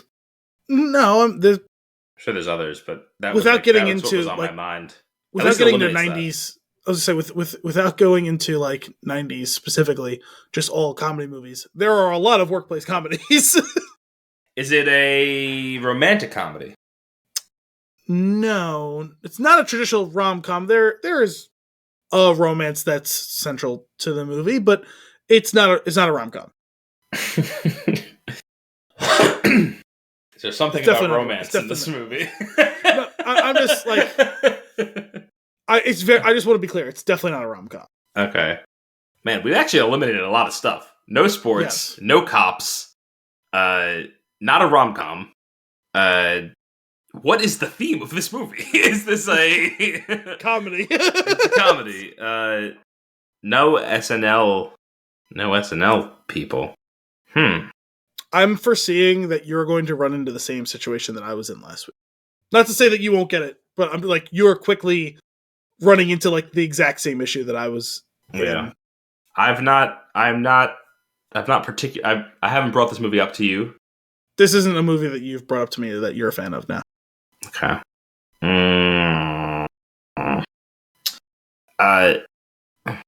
Is this like a traditional buddy comedy, like where there's like two co-leads and ensuing hijinks? No, not in that way. No. Okay, that eliminates another whole set of movies. I'm sure there's a lot of overlap with the other categories too, but still. So like, this is why I just said before this last. By the way, that was 15. But this is why I said like you're literally falling into the same situation as me, like where it's like, okay, I've literally eliminated almost every single movie in this genre, and the one I didn't eliminate was the one that it was, and like that's basically where you're at as well. And in the same fashion, like both of us have seen, like I know you've seen the movie that I have for you, and you knew I had seen the movie that you had for me last week. Like we're in almost the exact same situation. Oh man, takes place around the time that it released. It wasn't like a dead on. It takes place in the 90s. That's interesting. Maybe I should try to focus on that. Now there's some movies that I'm thinking of, but I don't know when they were released. Is this how to phrase this? I don't necessarily care if it's critically acclaimed, but is this like, does this movie have like a large fan base, to your knowledge?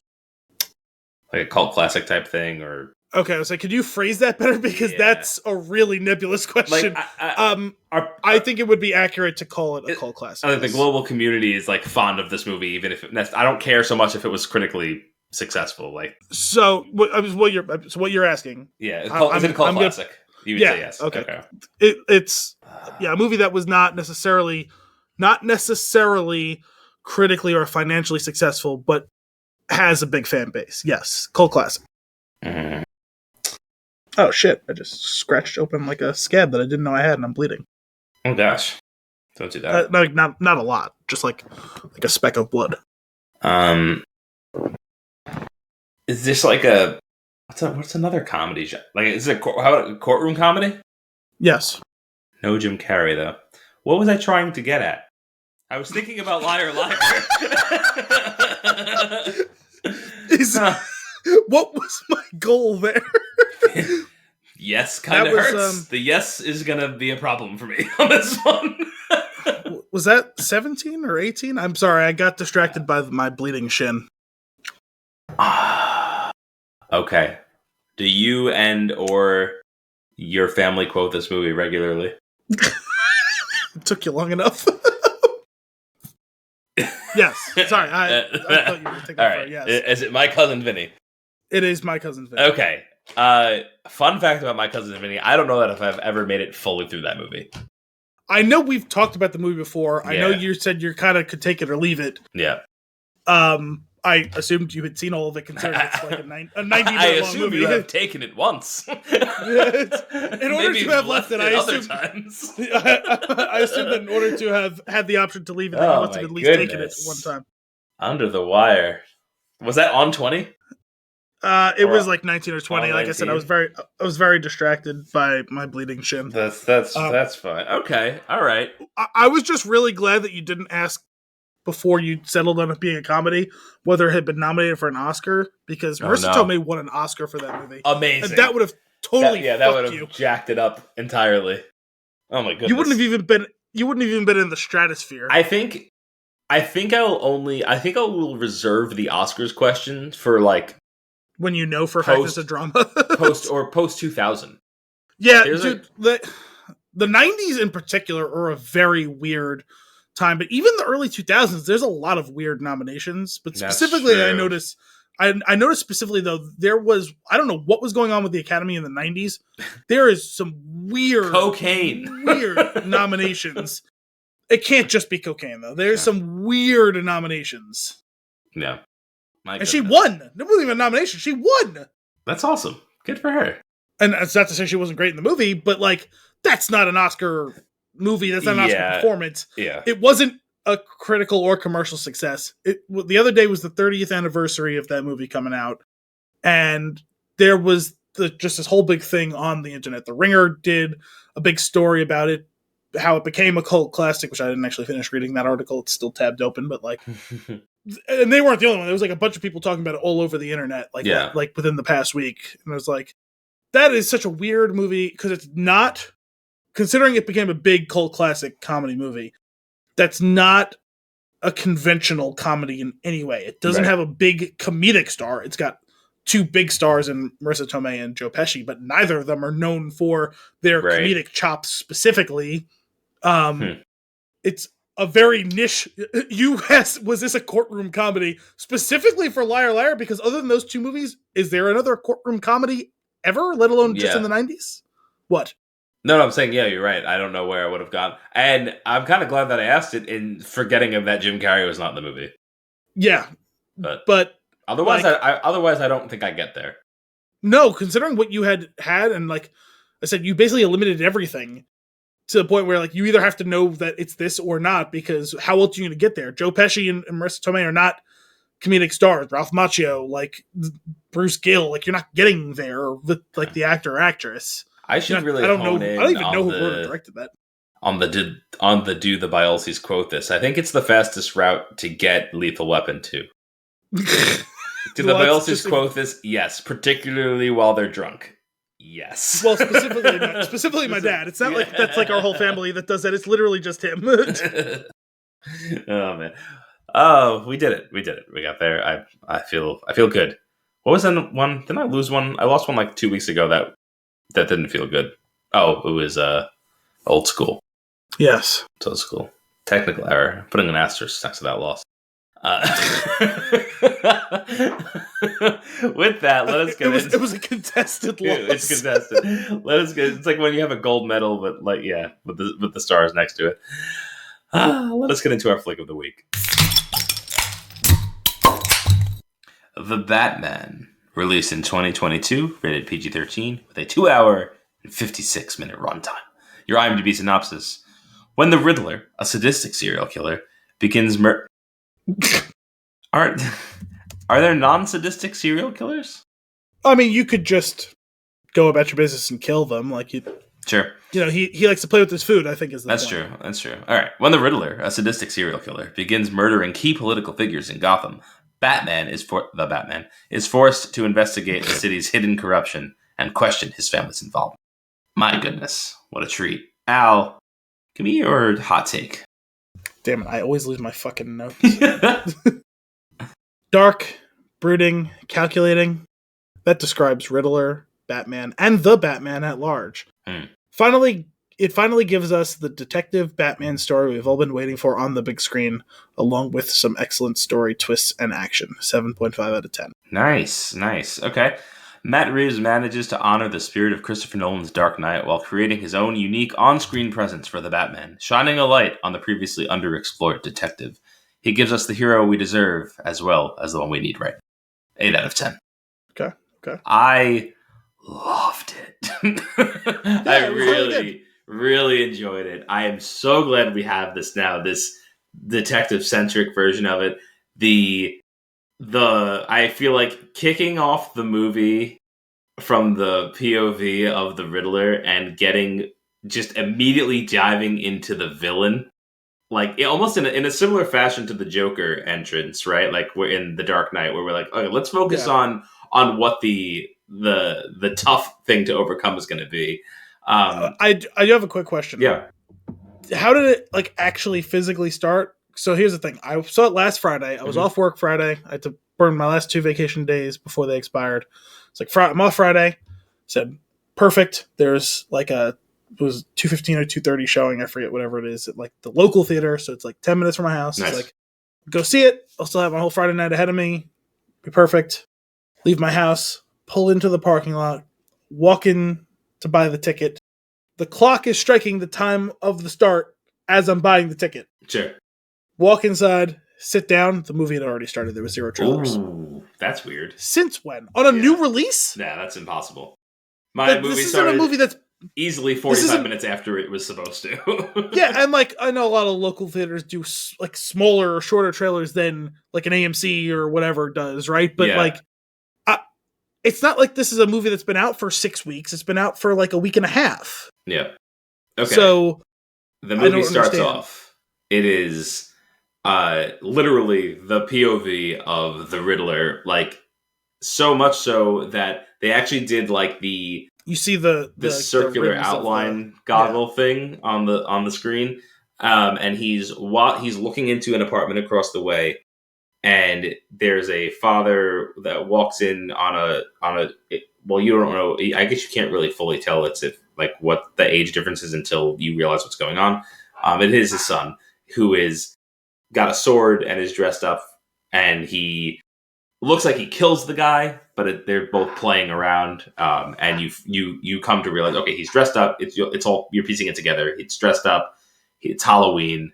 You see a jack-o'-lantern out. I believe it's like outside somewhere. You also saw there was security in front of the building, so you know this is like a person of importance. And the kid is taken out by, I think, the mother to go trick-or-treating. You piece all that together. And then we move into the Riddler, like, going into the apartment. Okay, I walked in, and it must have been just as right the second after, like, the kid and the mother walked out of the apartment then. So I didn't really actually miss anything. No substance, but I just want to make sure like there was no cool way that like the title screen came up. Sorry, there was that was pretty cool. It was a full screen takeover, like it fit everything, and it said the Batman, like big, like just really big, kind of like Joker popped on the screen during the Joker, like, and it fills the whole space. When they in the Joker movie. They did that like whole screen takeover thing. It was just a cool like artsy title card. I liked it, even though it's like plain. It was just like big and like Batman is here, kind of. So which is cool. Well, you mentioned the Dark Knight opening, and like obviously that started with like like the blue outline and like and that rising the sound, fire, and that so like, I just wanted to know if there was some. So it sounds like there was something kind of. So one cool thing though that you didn't get to experience then from that intro is you don't know what we're looking at and like or who we're looking at, and immediate gut reaction is like, okay, Thomas Wayne, young Bruce, are we doing this? Understandable. And then. No, we're not doing that, and we're not going to. I think was the message that was being sent, from doing that scene, and which I think is pretty cool, and it kind of gives you. They did what is it? Spider-Man: Homecoming or Spider-Man Civil War? They clearly took they've took that lead of. We know it happened. It existed. We're not going to pretend it didn't happen, but we don't need to talk about it. You know that story. Let's just get on to this. Batman is Bruce Wayne, is an orphan, is ubiquitous. Like throughout the entire world, everybody knows that. Yes. A lot of other things have changed in some way, shape, or form, right? But not that. And some choices were made in this movie that we'll get to that I think were really cool and are going to open things up for some interesting storylines going forward. But immediate vibes from like from the first murder, like there's like some weird like that the Riddler. I mean, we're pretty much walking through this movie. The Riddler is standing. That reveal of the Riddler in the shadows from the flash of light of the TV was terrifying. Yeah. Right. Like okay. I just hit the way he jumps out and like attacks him, like cracks him over. He sounds like a Tusken Raider. Yeah, a little bit. Yeah. And it was I was like, well, and kind of looks like one, if we're being honest. Yeah. I was like, well, I assume that's why you said it that way, is because like the with the mask and like the very rounded like protruding like eye goggle thing, it was more the noise that he made when he jumped in and he lunged. Well, it's the two things in conjunction. Yeah, for sure. But that was cool because I feel like it starts to show you like this is the first kill, and it's sloppy, but it's also like there's determination behind it. Like they're really establishing the character in a handful of scenes without really any dialogue, and like that's pretty cool. Like the dialogue is of the victim, and I thought that was him awesome. Talking to a phone and everything, right? Like and like clearly, it's like there was like an expectation that the polls are not going their way that they thought they were, and like it seems like maybe there's some shady dealing into why they thought it was going to go well. Like you kind of get I feel like you get a whiff of corruption from the phone call. Excuse me. Well, it's Gotham, so right, and then only to be followed by this, and the birth of the serial killer, the Riddler. And I think when you couple that with like the messaging and the clues left behind, and like the style of the cipher and things like that, there's like very big Zodiac killer vibes, like influences, I think, for this version of the Riddler. Yeah, I've seen a lot of Fincher references in regards to this movie between Seven and Zodiac. Yeah, Seven as well. So that's understandable why people feel that way. I definitely can see that. So I thought that was pretty cool, and it was also just like an exciting. It was like to set the tone so well, like immediately. I think like we're not wasting any time. Like for a movie that is long, like we're gonna establish things rather quickly. Of like this is the tone, this is how things feel, this is the Gotham that we're developing. Like I feel like it all played out. It was all so well done, and it really set the stage very, like I said, like quickly, just so that we could dive right into the story. Which again, kind of goes back to we're not doing an origin story again. We're diving in. We're going deep onto a specific phase in the Batman's trajectory, like his life. Like I think there's an interesting concept here of like you've gotten so many times you get the origin story. There's been multiple times where we've either gotten through a series and like Batman's well established, even the Burton Batman, right? Established, like he's there. This is very specifically and like pointed out, like this is it's not year one, it's year two Batman, which I think is a really fun way to start the story. Well, yeah, I guess he did literally say that, right? Like he's been doing this. He hasn't slept much in 2 years or whatever. Like 2 years of nocturnal activity or whatever. And can we even talk about that for a second? Like how to focus on that aspect of it, like that he has been spending most of his nights out on the prowl, and like the actual toll that it takes on the human body. And like we hint at it in certain other portrayals, but like the actual light sensitivity thing, I think was a really cool. Obviously, the reflection of like the bat and all that. I think that was a really cool thing to do. I think it was just an excuse to why is Robert Pattinson's Batman so pale. It's because Robert Pattinson is pale, but also it's because Batman wouldn't see much sun now, would he? Also, especially considering there is no such thing as sun in this Gotham. It was cloudy or raining every single scene. So yeah, there was. I think the only time it's not is the funeral, right? And I feel like that's just because we need a lot of. Oh, actually, was it raining? Well, I feel like it was hazy at least. Oh, maybe. My point is, it was even like hazy and cloudy when it's not actively raining, and it's raining in most of this movie. I mean, it's supposed to be Gotham. Gotham's always supposed to be shorthand for New York City, more or less. We literally have Gotham Square Garden, which obviously would be MSG in New York. Yeah, and yet I have distinct Seattle vibes. Yeah. Because there's never a single ray of sunshine. That's like the interesting thing about Gotham. I feel like in all storylines is like it's like Gotham's New York City, but sometimes it's over here, and sometimes it's over here. Sometimes it's in Pittsburgh, and sometimes it's in Seattle. That's right. That's right. Sometimes it's in Pittsburgh because literally we shot it in Pittsburgh, and look, it's the entire Pittsburgh Steelers, but they're the Gotham Guardians or whatever the fuck they were. Gotham City, Seattle, New York. But so yeah, introduction to, I think, well, on top of getting a dope introduction to the Riddler, we also get a really just badass intro to the Batman, right? And like I really liked that whole journaling thing that he did. Oh man, that was cool. Narration. That was cool. I love it. It's just a different take.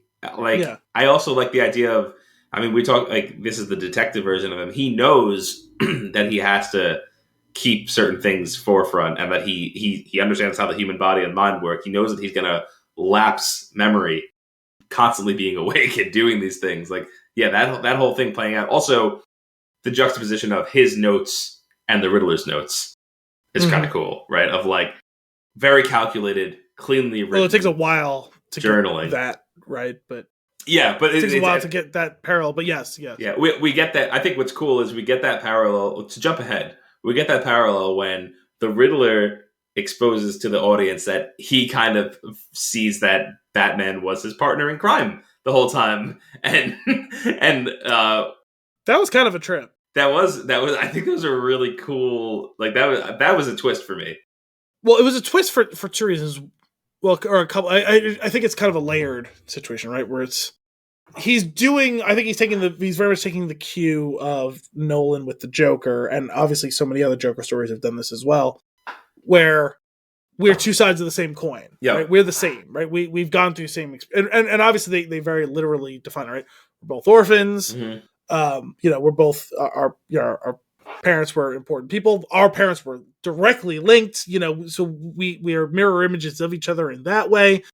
But then it also becomes this whole thing where it's like, you inspired me and I inspire you, which again was kind of a Joker thing. But then it goes even further where and it doesn't pay off this way, but I wondered, was he trying to do this kind of like 11th hour twist where it was going to set up and frame Batman, where Batman and or Bruce Wayne gets arrested because he found some way to implicate him as if he had not just been a spiritual companion to him, but a literal one? Was he going to have doctored up some proof and this was supposed to be his quote unquote confessional that like, no, dude, it's fine. Like, we're here. Like, I saved you a spot in my cell next to me. You and me can watch the world burn together because we did this together. You and me, we planned it from the beginning. And I'm like, oh boy, because that would be a twist if somehow Batman got exposed and or arrested because of what he says. And thankfully it doesn't. Although I guess it could have been a cool, shocking way to do that. For sure. I do think that though, that's an interesting idea, and he needs a minute to reset now that his whole vision of how things are is shattered, right? Like, because this wasn't supposed to go like this. That was like, I mean, you want to give an unexpected Oscar nom, like that blew me away. But when you have that aspect, it's a shame they really only gave him like 2 or 3 scenes to actually really show off, because like it up. When he's behind the mask, his voice is so heavily modulated, like. Like, I'm not knocking the performance, but like I can only give so much credit to that because they doctored the voice and so much of it's delivered as like ADR, like But like those 2 or 3 scenes were really great, but it's kind of a shame that that's all they gave him to actually do on screen. It's but there's also like the less is more type thing, because like I feel like he really owned those, like the 2 in particular is one, that breakdown, right? the whole Bruce Wayne, with the way that he was saying that was a little odd to me. But the breakdown when Batman's like, no, we're not working together. What? That whole breakdown was amazing. The other thing that really got me was just the very subtle grin when they put his face on the counter when they were arresting him. And I was like, oh, I'm uncomfortable. And I don't like it. I don't like it one bit. I was like, this is not the end. It's the Simpsons meme, the kid sitting on the bus. I'm in danger. Yeah, exactly. But to go back to your point of like, it would have been an interesting concept if maybe he set Batman up. I could see a sequel being something dark where like the Riddler is orchestrating things on the outside from the cell in Arkham, and that is the end goal, is to get the Batman into Arkham with him. Yeah, like to no, I was right. We are the same. Like, and like get him. Which, if that's what their plan was, I would have rather them not done that scene in this movie, because I feel like that would have been a killer thing to deliver like midway through the next movie. Because like as that plan is coming into fruition. Or I think that, I mean, if you do go that route, the twist could be that you don't realize, or like even until halfway, or even the third act, you don't. It's not even revealed to you that the Riddler is pulling the strings. Yeah, but there's ways. I don't know what they'll do, but like that would be cool. I'd be down with that. He breaks. No. Like when he's hitting his head, I was like, this is not good. Also, Batman, you about to break that glass? You're getting pretty riled up yourself. Also, like that's definitely bulletproof glass. I don't think you can punch your way through that. Yeah, he's gonna try though. He's going to try. So circling back, jumping back to the beginning, the introduction of Vengeance himself. The whole voiceover thing, explaining where the character is at, like that was pretty cool, right? We're not getting an intro, but we're getting the establishment of like how the world sees the Batman currently, or specifically how the criminal mind and sees the Batman currently, and showing the fear through the characters looking up and seeing the bat signal, and then showing the fear in their eyes, and like how it's affecting their choices and decisions was a really cool idea. And then again, back to like what he is actually reading from his journal or reciting as he's writing it. Yeah. But like, I can't be everywhere at once. This is how I'm everywhere at once. Like type of that was awesome. And then, but I am somewhere. Right, and then then there's like this crazy thing going down, and to hear the boots. I was gonna say the idea of Batman covering an entire city by being by using the bat signal as a force multiplier. Like if you see the thing, sure, I could be on the other side of town, or I could be on the other side of the corner that you're about to walk around. You don't know. Go ahead. And what's it gonna be? I feel like that was a really cool. I feel like I think what Matt Reeves did that was very effective was pulled a lot of really great pieces from a lot of great stories and great depictions of the Batman. That one, that is reminiscent of Nolan, right? Not Tonight, man. Like with the whole drug deal when the bat signals up, like that was like almost shot for shot with the with the guy robbing the bank, robbing the convenience store. Like almost was going to would have backed out of it if he saw it before he went in. Like that was pretty cool. Like pulling on that. And there's a number of other things that we'll get through, I think, throughout this. We're like, oh, take a little piece from this story, take a little piece from that story. To be able to do that, string it together, but also add new elements, I thought was pretty awesome. There is a lot of that's really good. There are some very specific things that are not good. I guess this would probably be the point where I'm gonna change the era of good feelings for a minute, just a gripe I have. Again, I already said I liked the movie, gave it a pretty good grade. I did really enjoy the movie. As far as like criticism, this movie finally was where this thing I've been complaining about, worrying about, reared its ugly head. Where it felt like so much was cribbed off of the Long Halloween movies that we just did like a month ago. Where like that whole intrigue between the Maroni and Falcone and Catwoman and Thomas Wayne being involved, and like it's all the exact same intrigue that we just saw like a month ago. And like this is what I've been getting at all along, of like having multiple Batmans on at the same time. Like it would have been kind of whatever if that happened 3 or 4 years ago, but it literally happened within the past 6 months. Well, what about like that Thomas Wayne wasn't actually involved though, and like wasn't a bad guy? No, but like they even come right out with the same story about, I forced Thomas Wayne to fix me up, and little Brucey was watching me, and it turns out to be a big reveal that he's Catwoman's mom, and we have to deal with that whole thing where she tries to kill him. Like, we literally just watched that. Sure. I would be, I mean, I think one thing to consider there are, like, that could be a specific storyline that resonates for whatever reason with the person writing this one, right? Yeah. And I think there is a little bit of leeway I'll give on that, in that I feel like the majority of the audience that is going to see this probably didn't watch that animated movie or read that graphic novel. They're probably like the film Batman people.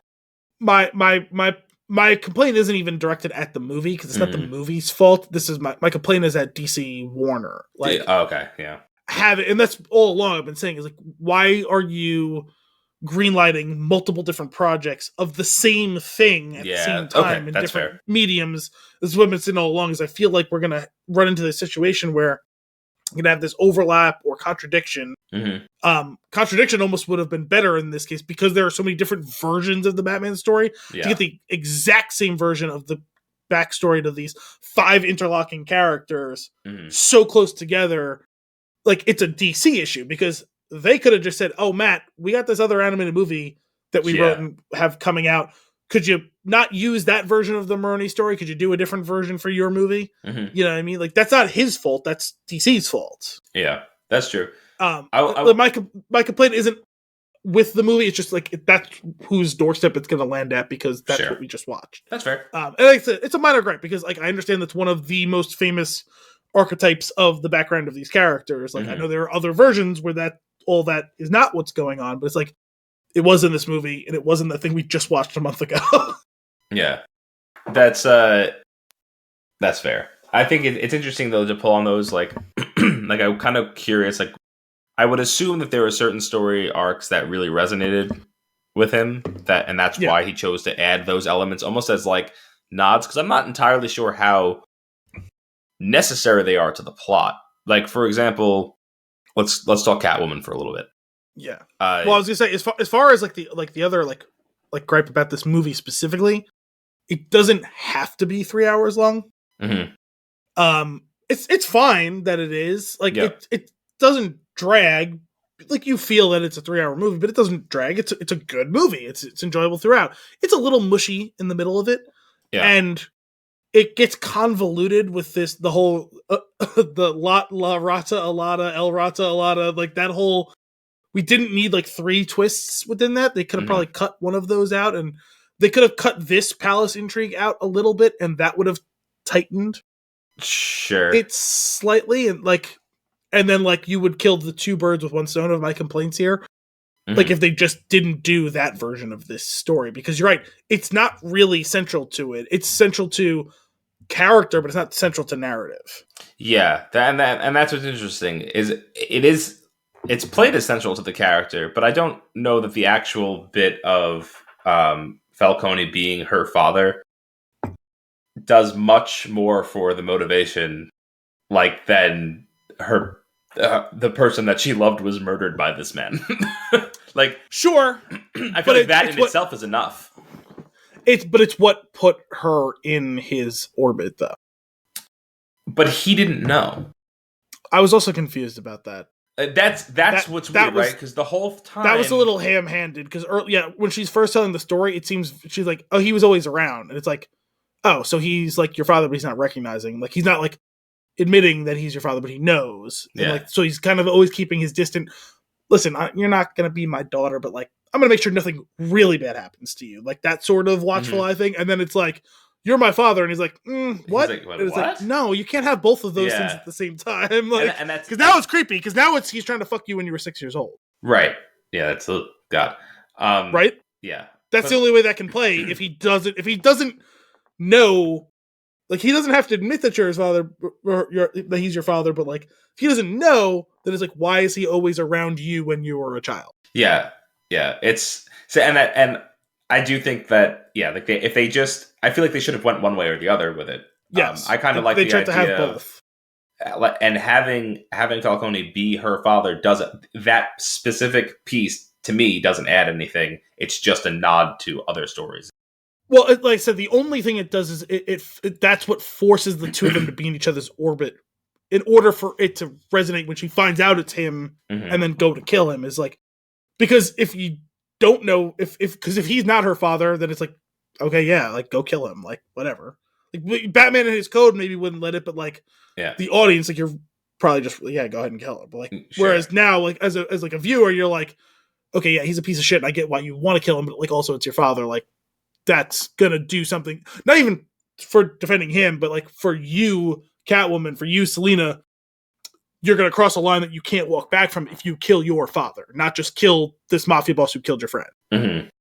You know, like the two different situations. Yeah, right? I guess that's fair. That's why they did it. Like, it just comes out as very convoluted and clunky. That's my objection. Like, it could have been a smoother, more streamlined story if they didn't have that whole web bogged down the main narrative for a little bit. Like, it ends up being, in a vacuum, interesting and compelling.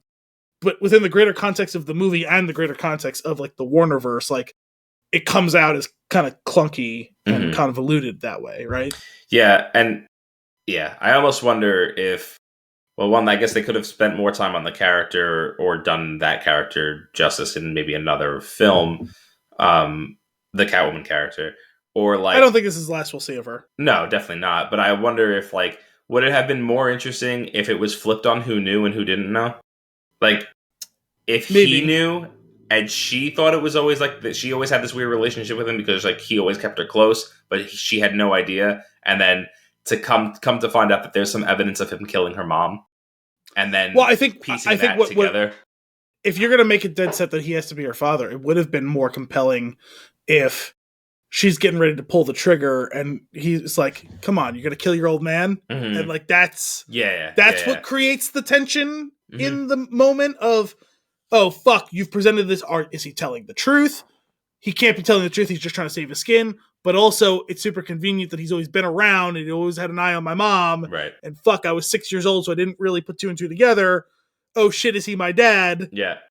That creates compelling tension in that situation. I agree. Much more compelling tension than this one, which is fine. Like it is, it was delivered clunkily. In the defense, there was no time to do that. We're already 3 hours in. Like, sure. My point is, you could have probably found a way to streamline everything that fed into that storyline, which would have given you that time. You probably could have ultimately sawed off 5 or 10 minutes of the movie if you did that in a more clean way. That's fair. And I think what you also would have gained out of that is, I think one thing that's kind of missed in the highlighting, like we're highlighting Bruce and Nigma's they're orphans, right? Well, I'm laughing for many reasons, and only one of which we can discuss on the show. Sure. Hey, Gary. We're highlighting that they're orphans, right? And like doing the Joker thing, two sides of the same coin, whatever. But there's another orphan that is part of this story, and we didn't really highlight that as like this is just another angle. Like, and I think that's really cool.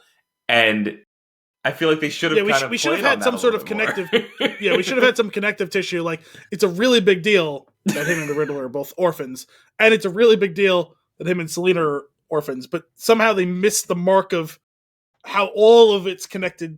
Through Batman in that way. Like, it does feel like it was somewhat slightly less than the sum of its parts. And if you wanna trim off, I'm sure that there's one of my issues with the movie. Not a big one, and I'll get past it because I do think the scenes are very pretty.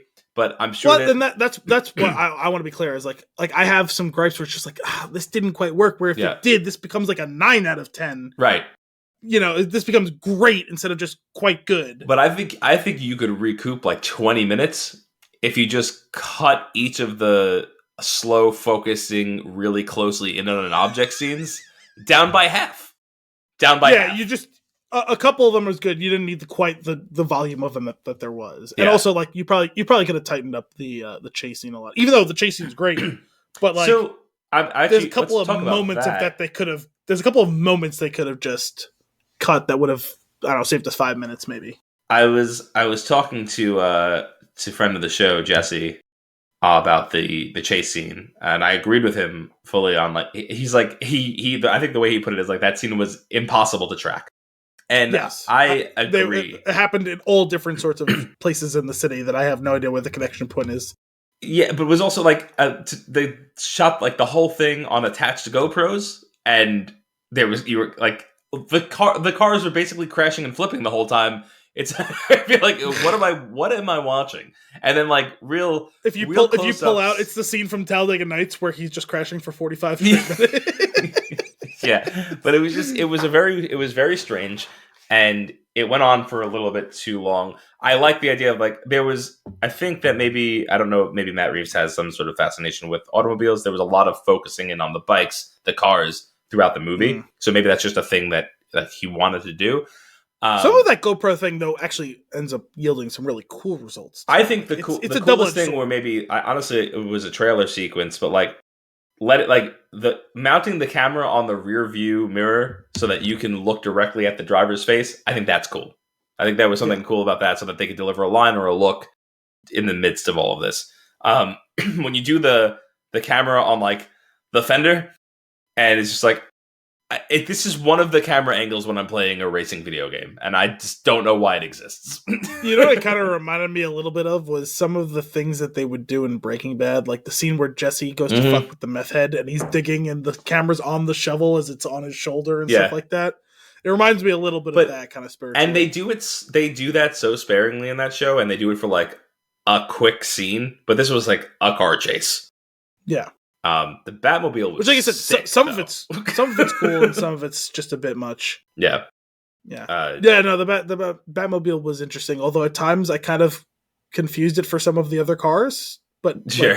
Other times it was very obviously like this fucking hulking like tank Ferrari thing. I just like that it was like, I don't know, it was like a weird, it was as if the 60s Batmobile, like, you know how like cars, there were like the retro cars that then came back, like the Challenger and Charger? Yeah. Like, it's like as if the 60s Batmobile came back that way. Yeah, I mean, he was basically driving a Bat muscle car. It was awesome. I thought that was so cool. Also, sounded cool. It sounded badass. When it made that noise and it, like, I guess he, like, I don't know, released, like, hit the throttle and stopped for a second, but it actually looked like the car broke down. I was like, oh, does the Batmobile not work? I also was wondering about that too. I was like, did he like stall out while trying to chase them? Like, that was pretty cool. During that scene, I think I had turned to Kim and I was like, you know what's going to be fun right now? I'm fairly certain she doesn't know that who's playing the Penguin. and I told her, and she just goes, no. He is totally unrecognizable.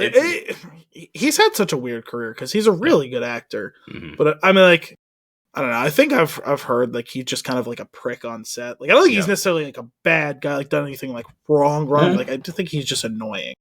Yeah, that's a shame. But he really did kill it. That was a great version of the Penguin. You could have laid any sort of odds. I would have not put a single cent on him giving a Spanish lesson. That was because he played such a classic like meathead mafioso. Yeah, and he gives them a sophisticated Spanish like lesson on like verb subject agreement or like whatever, like or like not verb subject agreement, like what's it called, preposition or like whatever, like prefix like agreement. I'm like, what? that was pretty great. Only to be undermined or outdone, depending on how you look at it, by the follow-up scene where they leave him there and he waddles away like a penguin. Like a penguin, because he's handcuffed. That was just, are you just going to leave me here? And I laughed out loud. I was like, they are going to leave you there. Doesn't he say something like you guys are pricks or something like that? Like as they're driving away? Yeah. I gotta say, I really enjoyed the level of like buddy cop that we got from Batman and Gordon. Because this is by far, I loved the relationship between him and Gordon in the Nolan Batmans, but they didn't get a ton of screen time together. Mm-hmm. I guess mostly in The Dark Knight, but still, like overall, they didn't get a ton together. The amount of time they get to spend together on screen playing off each other, I really liked that, like fleshing out that relationship. Yeah. I saw somebody had, I forget, I think it was a tweet about it being like, it's not a Bat and the Cat movie like that, like you would have expected because Batman and Catwoman are going to be in it. Instead, like it actually, the pairing is really focused around the two of them, and that it was awesome. And well, they also kind of like seamlessly handed off. Like now is a section where we're going to do Batman and Gordon. And now we're going to do a section that's Batman and Alfred. And now we're going to do a section that's Batman and Catwoman. I think sometimes those things will overlap slightly. Yeah, for sure. That was fun when they overlap at the when they arrive at the bat signal at the same time, and they're both like, "I didn't know." Oh boy, that was pretty cool. Jeffrey Wright kills it though. I like his Gordon a lot. He's like, yeah. I mean, just Jeffrey Wright in general is pretty great, but yeah, I liked his version of Gordon for sure. I also there's a certain confidence that he has in the room because he's the lieutenant, right, on scene when it's happening. Of like everybody else is questioning it, but he has the confidence and authority to be like, he's with me. I also really like that. That's the first time we've seen that dynamic. We've seen a couple of times, like again, specifically Dark Knight, where Batman interacts with other police officers, and there's kind of an uneasiness, and most of the time it's like, is he allowed to be here? The level of acceptance they had of him, which again goes to how early in his career he is, where he's established, but hasn't burned that bridge yet, like a la, maybe he killed Harvey Dent type of situation. That was kind of cool. Like obviously, like we saw a couple of people like giving him side eye. Like a couple of people are giving him awe. Like, and then you have the one dude who's just like shitting on him directly into his face, and it's like, dude, take it down like 7 notches here. But like the fact that like there's 18 cops in the room and he's just, I'm Batman. No one's gonna possibly try to arrest me. I'm just here to help you guys out. And like that was kind of cool to see that dynamic, especially as like there was an ebb and flow where he does end up on the run eventually. Mm-hmm. Actually, that reminds me, brief aside here, of a Diane Krugering. So the guy who played, not the commissioner who dies early in the movie, but the captain, the guy with the very raspy voice. Yeah. Like the scene where they bring Batman in and he fakes his escape, from after pretending to punch Gordon. That guy plays Blackbeard's right-hand man in Our Flag Means Death, and I've never heard of him or seen him in anything else, and I've seen him now twice in 2 totally separate properties that came out like 2 weeks apart. That's pretty funny. Yeah. Super random Krugering. It's the best kind of Krugering. I really liked in the first crime scene, we're establishing the relationship, right, between, how do the cops feel about him? Obviously, we get it. Him and Gordon are working close together. I like that throughout the movie, Gordon and Batman mostly trust each other. Like they're putting their chips in that.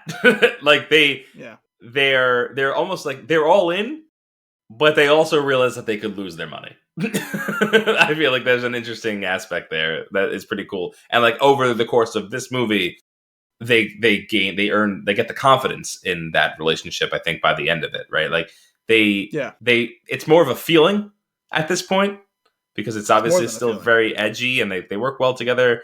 Gordon's pretty oh, you're the worst.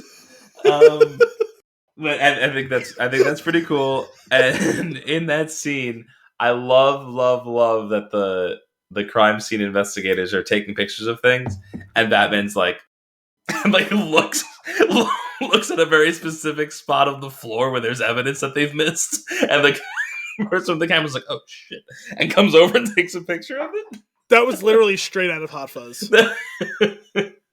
When Simon Pegg shows up at the crime scene where Kate Blanchett is and they're all like very carefully, he goes, "You all do realize that this window is broken from the inside, right?" And they all turn and stare at the glass.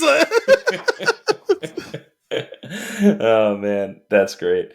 But that killed me. And I also liked, tying things together. I like the idea of like placing things throughout the movie that are there intentionally, and you can go back or like even they'll even tie them in for you in certain, like the rug tucker, right? Like I don't know what that was. I had no idea that a rug tucker was a thing. But to explain it and then be like, oh boy, there's more. The movie's not over. Lord of the Rings ending part 4. we should have known that it was Chekhov's rug tucker. Sure. It's almost impossible to say. Yeah, I know. Also, like we get that same cop. Kind of hilarious, like to the point of cheesiness, where he's the one who's talking so much shit in the opening scene, and then later when he meets Bruce Wayne, he's a total fanboy. Hey Brucey. And then the two of them meet together and have this super awkward conversation. Like, neither of us is really supposed to be here, nor wants to be here, but I guess we'll just kind of team up on this investigation briefly. And like, one of those weird, like. Do you watch Scooby-Doo as a kid? Of course. So you remember how, like, every single episode, it was either Fred and Daphne would go searching in one direction, and Velma, Shaggy, and Scooby would go in one direction, or it would be Fred, Daphne, and Velma would go in one way, and Shaggy and Scooby would go the other way. But, like, once every 50 episodes, it would be, like, Fred and Shaggy going in one direction, and, like, Daphne, Velma, and Scooby going in another direction. It's like, these things don't work. That's not how this is supposed to go. And like that's what it felt like, where it's like, oh, like Batman and Gordon have been like pairing up along. It's like, okay, we're gonna get like the E level combination. It's me and that random cop who doesn't like me, and we're gonna be partners in an investigation and play off each other's unique outlook on things. Because I don't know what a rug tucker is, but you do. But I also know how to like hack this computer and stuff. Like. I just love if it's a comedy that cop's like, or like an episode of Archer, that cop's like, oh, rug tugger. Batman turns around and goes, fuck did you say to me? I swear to God, and he hits him with it and knocks him out. Oh, officer, you startled me. Oh man. And then of course underneath that rug, the map of the city with all the bombs. Which is it's funny because it's like the movie it almost felt like it was winding down, but there was going to be like one more thing. But that one more thing was an entire hour. that one more thing was, oh, oops, we forgot final act coming up. Yeah. But also, like you just mentioned it kind of like as an aside before, but this movie definitely does.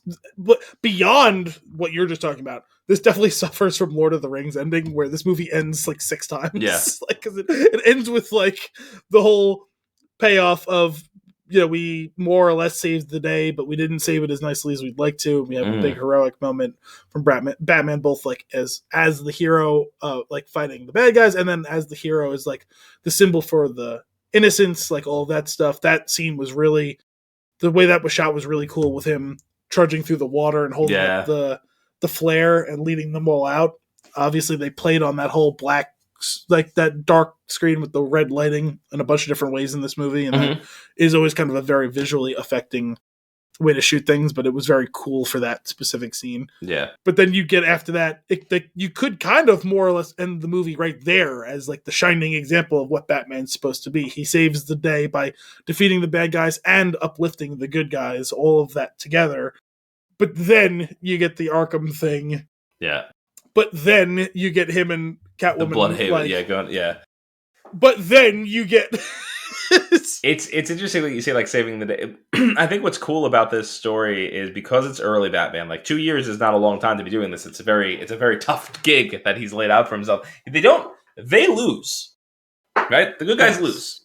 Pyrrhic victory. Okay. Let's go with Pyrrhic victory. Okay. The mayor didn't die. Most of the civilians didn't die. But also the seawall exploded. They destroyed the city. Right. I guess the main thing that was thwarted was the mass shooting that was about to take place. I'm also very confused by that plot. Let's talk about that for a second, because there's a handful of things that are very wrong. Well, I have a lot to say about the ending, but specifically his plot, I'm very confused by. Okay. Well, you start. So, gonna gather a bunch of disaffected people, I guess, and have them assassinate the mayor. So was the plan to have 100 snipers just so we had one person who could shoot the mayor and then 99 backups in case that person missed? Or were they supposed to be assassinating many people? And if so, well, they only shot one person ultimately. Yeah, they were supposed to be taking out many people. But there was no one else for them to shoot. It was meant to be that all of the people of Gotham were going to be in there, and they were going to basically create this catastrophic event of thinning out Gotham, showing people that they're not safe. They had already done great work with explosives. Wouldn't explosives have been the way to go? Like, we have the big ceremonial, we're going to assassinate the mayor, and then we use more of those bombs to just collapse Gotham Square Garden on top of the heads of everyone who's hiding under it as a shelter. I think it was more about the actual action would have created a longer stretch of chaos and tension and like turmoil, because it would have gone on for a long. That's just literally theatrics, though. Like, it's not accomplishing anything. Like, everything else. I think the intention was for it to be theatrics, though. Sure, but my point was that he had been doing theatrics alongside of an actionable plan at every step. And now he went for, instead of a 50-50 theatrics actionable plan, it's 99% theatrics and 1% actionable. Well, I do think that part of it, like, I don't think that it's necessarily he wanted to kill everybody in there. I do think that, like, the actual main plan of flooding the city to the point of repair is going to take a long time and a lot of effort. I think that is really it. So he succeeds in that aspect of it. No, I get it. He was democratizing the plot. He was giving the plot back to you, the people. And we give it back to you. Let's not stand on ceremony. So we. Let's stay with the ending because this is something. This is really like the only other gripe I have with the movie. Okay, I'm curious if it's going to be the same thing, but go on. Probably, or at least like close enough. But me and Mike, we're talking about this yesterday. This whole thing was obviously meant to conjure up like the January 6th stuff. Sure. Like in the viewer's mind. Mm-hmm. But to what end, I ask? Because Sure. It felt like they had something to say and then they said nothing. Yeah. Yeah. And so like when that's like where you end up, like either say nothing at all and choose a different way to execute that ending, or say something about it. Not like set up that you're doing this and do a whole this is the disaffected, radicalized militiamen of the country who like feel a way about things and stuff, and like we'll just shoot the pain away, I guess. Like that's not saying anything. There's no commentary there. I agree. I definitely was feeling that throughout that sequence of like, to what end? Why are we like? Why? Like, what do you like? If you're not going to, if you're not going to say something about how this happens, why this happens, what the consequences of this, what are the things that lead to this, other than just some vague, we don't like that there's corruptions in politics, which like, sure, like I'm sympathetic to that aspect of it, like, but so then what does that mean other than just that there's a bunch of people who shot at people? I went through this little mental exercise too, thinking about it and wondering like why, and then I was kind of curious, is the statement, do you know why you feel this way? I wonder if that was it's very subtle if that's the case, but that was definitely a part of it. But so ultimately what I took away from it, and I think it didn't really coalesce until I had this conversation with Mike, was the way I read that scene is I think there probably was more to all of that. And I'm going to guess the studio said, yeah, we're going to have to cut that down. Because if you look at it, like, the framework for some sort of conversation is there. Yeah. And it's kind of disjointed on the screen. So I have to imagine they shot and wrote more scenes than what ended up in the final cut. I'll be curious. That would be my guess. To release the Reeves cut. No, I don't want a Reeves cut. No, just maybe there's some deleted scenes that piece it together. No, because they'll never release that stuff, because then you're letting him say the thing he wanted to say, assuming he had something to say. And maybe I'm giving him the benefit of the doubt. Maybe I'm giving him more credit than he's due. I don't know. Sure. But to me, the way I read that whole thing having showed up on screen was it felt like there was more to all of that, and it just doesn't make the because like I agree. I'm with you on that. They half say some things, but it's like it plays as non sequiturs because it's not conversations. It's just people saying things in different scenes. It's like, I feel like you guys have a bunch of pieces to a jigsaw puzzle, but you haven't found like the edge pieces yet to put it together into a picture. You just have kind of like a part of a picture over there and a part of a picture over there. Part of a picture over there, and I can't tell what it is. It's interesting for sure. Yeah, I'm curious. It definitely feels like there's something else going on. Like I would agree with you that it smells of studio meddling. Yes, for sure. Studio covering your ass. Because there was also a lot of great storytelling. Yeah, for it to only very specifically not be well told there, right? When you've reached the crux of both the action and the plot. Yeah. So, now that we've had a serious issue aside. Yeah, let's go back to the fun. I've got one fun issue. We're all going to go to the high ground. The high ground is a bowl? I don't understand. The high ground is a bowl. The high ground is the bottom of a bowl. That's at sea level, yes.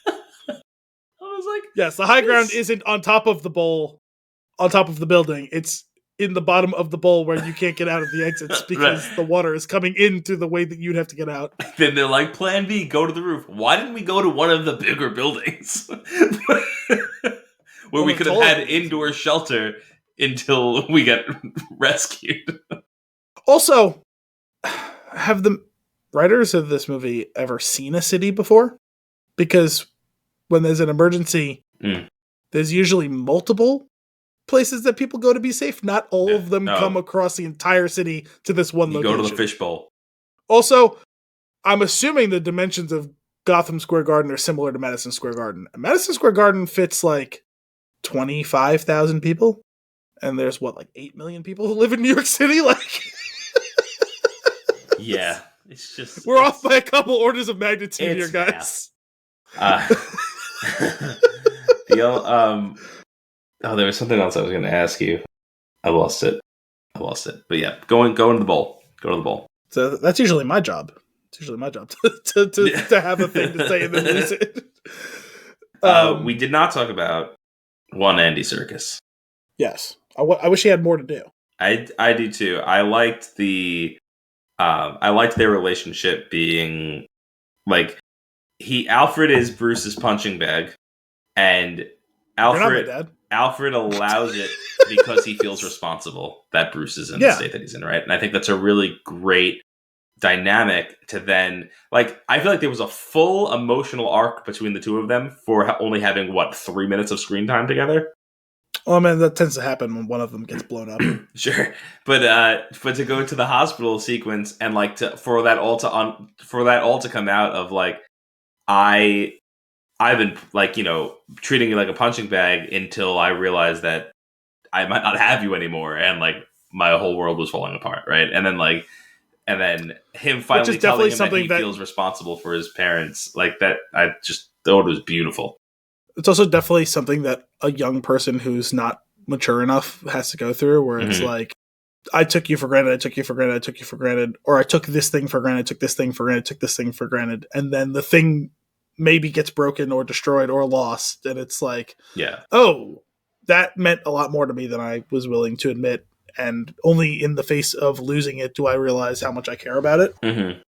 Yeah. So that is powerful. Andy Serkis is, I think, a really good actor, and it's cool to see him show the dramatic side rather than the outwardly villainous or campy side for once. It's cool to get to see him flex those muscles a little bit.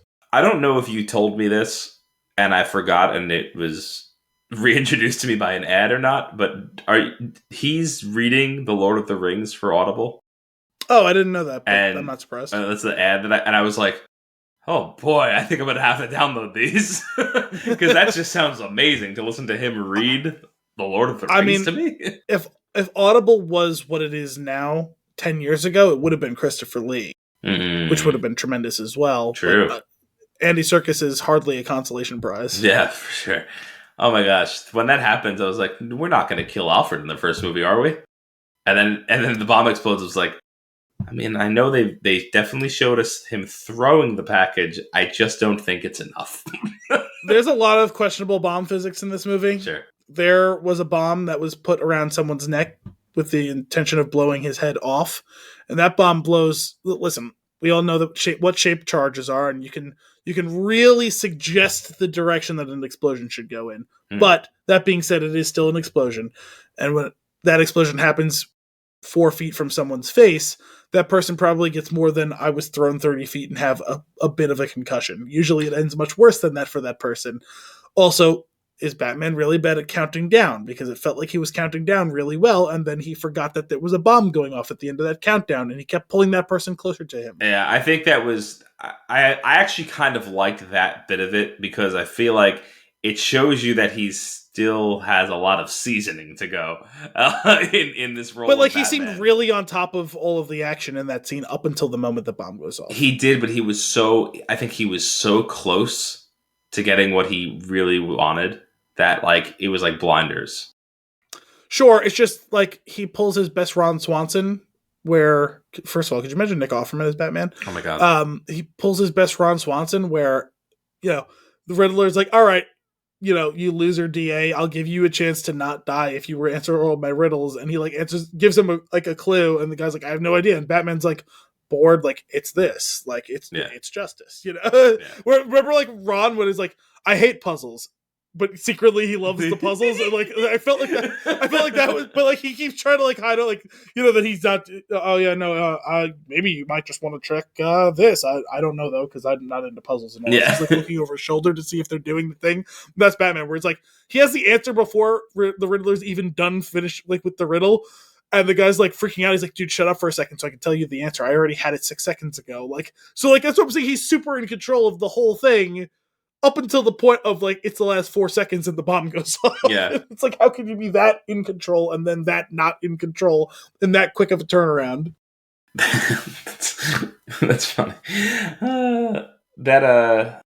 Peter Sarsgaard did a great job playing a slimy, in over his head DA. He got blown up.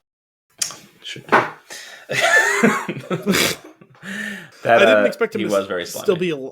I didn't expect him to still be alive at that point after getting worked over in his own car. Yep.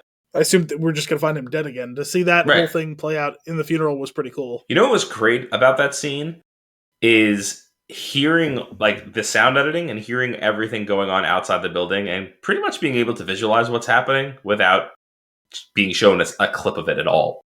I think that was awesome. Like you hear like the screeching, you hear the screaming, you hear some gunshots, and then the car bursting through. I was like, that was pretty sweet. I loved the tech in the movie. I thought that was a lot of fun, like the eyepiece. Dude, those contact lens things, were great. And like, although it was a little hazy on how you could like talk and hear through the contact lens, but there was an earpiece too. I know, but like when she takes it out of her eye, then later uses it to contact him, and she's just talking into the because he put up all of the things on like Didn't they show the earpiece next to it? On the table? Did they? I thought they did, but I could be mistaken. Because you're right. When she goes into the club wearing the eyepiece, she's wearing an earpiece as well. You're absolutely right about that. But then when she like goes off the grid for a while and then reactivates the eyepiece to talk to him, it felt like they were having a conversation through the eyepiece. Maybe I missed the detail of the earpiece, but like, and ultimately it really doesn't matter. I just remember thinking, I was like, are they talking through the contact lens? I'm confused here. I did like their kind of back and forth thing. It was interesting. The one thing that they did substantially change from the version of the Long Halloween that we watched was, in that one, obviously the two of them knew who each other were, their alter egos, and are dating on the side of being Batman and Catwoman. In this one, they don't know who he knows who she is, but she doesn't know who he is. I know that you said, I think, in the comic version. It's the other way around. Yeah, she knows who he is, but he doesn't know who she is. Even better, it's the other way around, and they're together. Yes, well, sure. Seeing her where she finally like lets loose, like, hey, listen, I'm pretty observant too, and I know who you are. You probably come from money and this, that, and the other thing. And she just talks shit about him, and then doubles down later, just absolutely eviscerating Bruce Wayne to his face. Yeah. Like, even though she doesn't know him at that point, like, hasn't met him, this, that, and the other thing, and then kind of softens later on, and like deep inside, he's just like, my heart still hurts from when you told me what a piece of shit Bruce Wayne was. But also, I'm kind of in love with you, and you're clearly kind of in love with me too. Yeah. I kind of thought that scene was going to end with him. Or maybe not that scene, I forget, but I thought one of the scenes towards the end, I thought he was going to reveal who he was to her. I'm sure he will eventually, but I thought it felt like they were building towards that. Yeah. With so much happening, I'm glad that they held off so that like there could be more of a story beat. I did like the line of, but you're already spoken for. And I feel like while that means like, yeah, Batman is his whole life and identity right now, I kind of wish that ended in a cartoon, like heart drawn around him and Gordon. Or you could have just done like the visual best friends. It could have just been like the visual language thing too, where like she says you're already spoken for, and then there's like a screen wipe, and it's just him sitting alone, like looking at the bat signal. Because like that's still that way to do that without like the cheesy here's like the heart thing. Like not that wouldn't be funny, but I just don't think this movie had that sense of humor to it. Like there was a couple of fun little digs in this, but not that. Yeah. Oh man. Let's see if there's anything else that I want to. Oh, well, what did you think about like the fight choreography specifically? Oh my goodness! Another thing, talked with Jesse about second best hallway fight in a superhero on-screen thing, because some are movies, some are TV. It rivaled the Daredevil hallway fight. That muzzle flash when he's coming into the club. No, the muzzle flash. Okay, yeah. I loved that. Was so cool. The still frame, like the camera in one position while they did that, like that was unbelievable. I thought that played out so cool. And then it reminded me a little bit of, it's very clearly borrowed from, did you ever see Equilibrium? No. Different Christian Bale movie. That has some really cool fight choreography in it. That was was a gun kata or something like that, or gun, I forgot what the name of it's not, obviously not a real thing, but like what they named for that movie. Like they did this version of like fight choreography that was part like martial art, part like gun thing. There was a name for it in the movie too. I forget what it was called, where the whole thing was that they trained the whatever the special agents that they were. There's a name for their agents, and I'm totally drawing a blank on all of it. It's been a while since I've seen that movie. But the whole point was that they trained and focused so much on it that they could precisely like map out every single most efficient move to make it every time, and they like all carried like two guns. So it's like they're like turning, and it's like shoot, kick, shoot, punch with the gun, shoot, and like there was a scene that where he shoots out the lights. And he's fighting a bunch of people who are trained in it, but are much less talented at it than he is, because they were like the support staff guys, not like the singular agent. Because there was a couple of, it's like him, Sean Bean. There's another actor, and I don't remember his name. That like were like the top level agents, where like they could hold their own against like a group of people. And he shoots out the lights, and they shoot the scene in the dark where it's all the muzzle flashes from him and the guys shooting as he's still doing the thing. So like the light also comes up from unexpected places, because each time it lights he's in a different position, because he's calculated which way he's got to shoot. It's really cool, like the way that's shot, and it was very similar to that scene you're talking about, which was really cool in this too. Obviously a different version of that, but very similar. That's awesome. I want to watch that. The other bit that I would say about the choreography in this movie is it's just like, I feel like it's fast paced and like brutal and powerful, like very heavy handed. Like that was the first thing I took away from the execution style, but like his fists seem very heavy. Yes, it was the first thing I took away when they gave us a full trailer, where they showed that it was the scene where he fights the guys in the subway. Yeah, where that beat down of the first guy.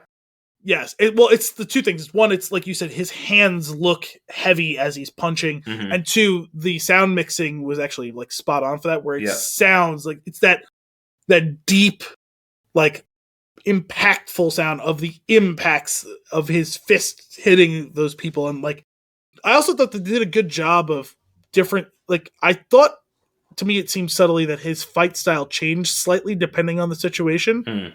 He didn't feel I felt like, I don't mean this as a criticism, but like there was a very specific fight style that the Nolan Batman used, and it progressed slightly as it went, but it's a very recognizable combat style that he deployed in different ways in different fights, but it was very of the same martial arts tree. This one, he felt like he kind of used a different style for different situations. To the situation, yeah, for sure. Yeah, which I thought was like a cool way. I thought that was a cool bit of like character and like an action that was married together, and very environmental too, right? Because I feel like he was using everything around him in it as well. There's definitely that, where as opposed to like Catwoman, where there's a very noticeable style of fighting that she deploys throughout the course. So obviously very kick based, a lot of it like, leverage based, because she's so much slimmer and slighter than ever when she's fighting. Yeah, acrobatic, which was very cool in its own way too. But like that, she had a very recognizable fight style where a lot of it feels expected, just in like that it flowed very logically. Whereas I thought it was cool to be able to show that I thought it seemed like his fight style seemed a little different depending on the situation. Yeah, that's cool. That's a good pull. I agree with that. On top of the choreography and the fighting, because the fighting was badass, I loved the bat suit. I thought it was so cool. Too. And I like the bulletproof nature of it. And clearly it's charged like into some capacity with some of the things that he's able to do. I was a little confused by the bulletproof nature of it, because was his cowl, like was his mask, was it solid or was it rubber? I thought it was like leather. Well, my point was, he gets shot in the head at one point, and it bounces off as if it was like plated metal. And then at one point, he like takes it off and he's holding it. And it's clearly like soft. Yeah, I don't well, not rigid. I'll say, like whether it be leather or like hard rubber or whatever. Like the point is, it looked flexible. Yeah, I didn't realize he got shot in the head. I'm pretty sure one time doesn't someone shoot him right off like the forehead and it bounces off. Oh, maybe. I don't know. I'll have to rewatch it. I thought so. I could have like not processed it that properly, because most of the time there's one scene where they're lighting him up entirely in the torso and it's bulletproof and like whatever. It's like guys, like he does have a face that's exposed. Like why wouldn't you shoot at least once in that every movie is like that, right? But I thought there was one scene kind of early in the movie where someone shoots him like in the forehead and it ricochets off, but maybe I'm misremembering that. Maybe that's not where the bullet actually struck. Yeah, I'm not sure. One other thing about the suit, the hidden pocket of adrenaline was a pretty cool thing. And then, clearly he's still hopped up on it when he's just like pummeling that guy's face. And Gordon's like, was it Gordon who was like, yeah, he's like, yo.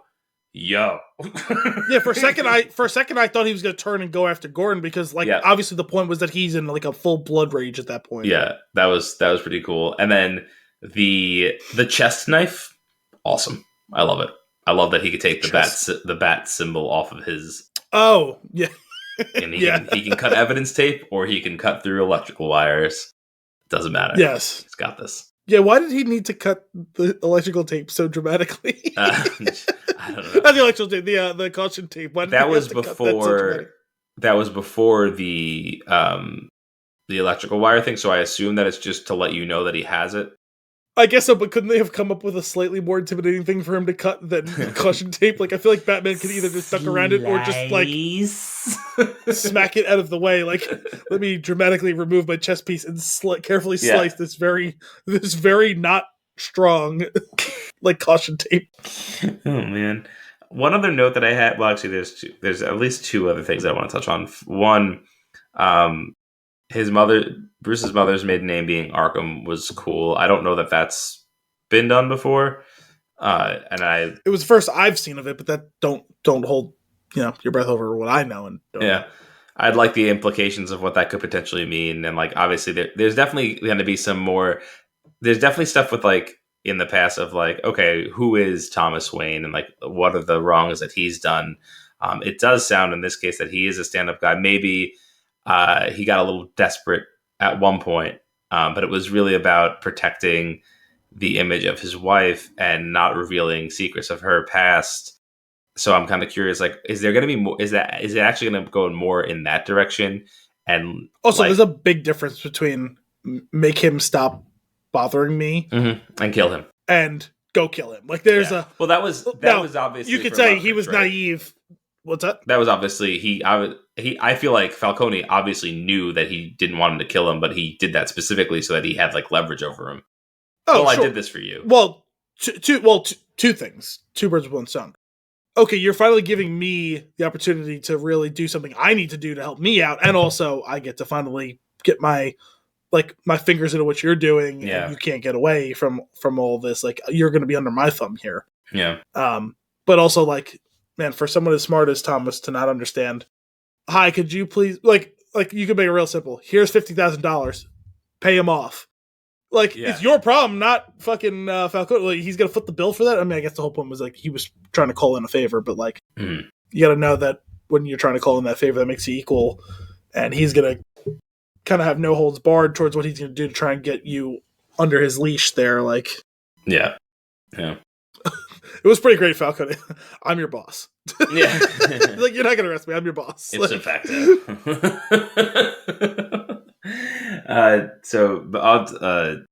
On the topic of Martha Arkham, we do go to Arkham Asylum. That is where Riddler will now be held. And we get this universe's Joker, for better or worse. What? I said probably. I mean, well, that character was the Joker. I refuse any other explanation.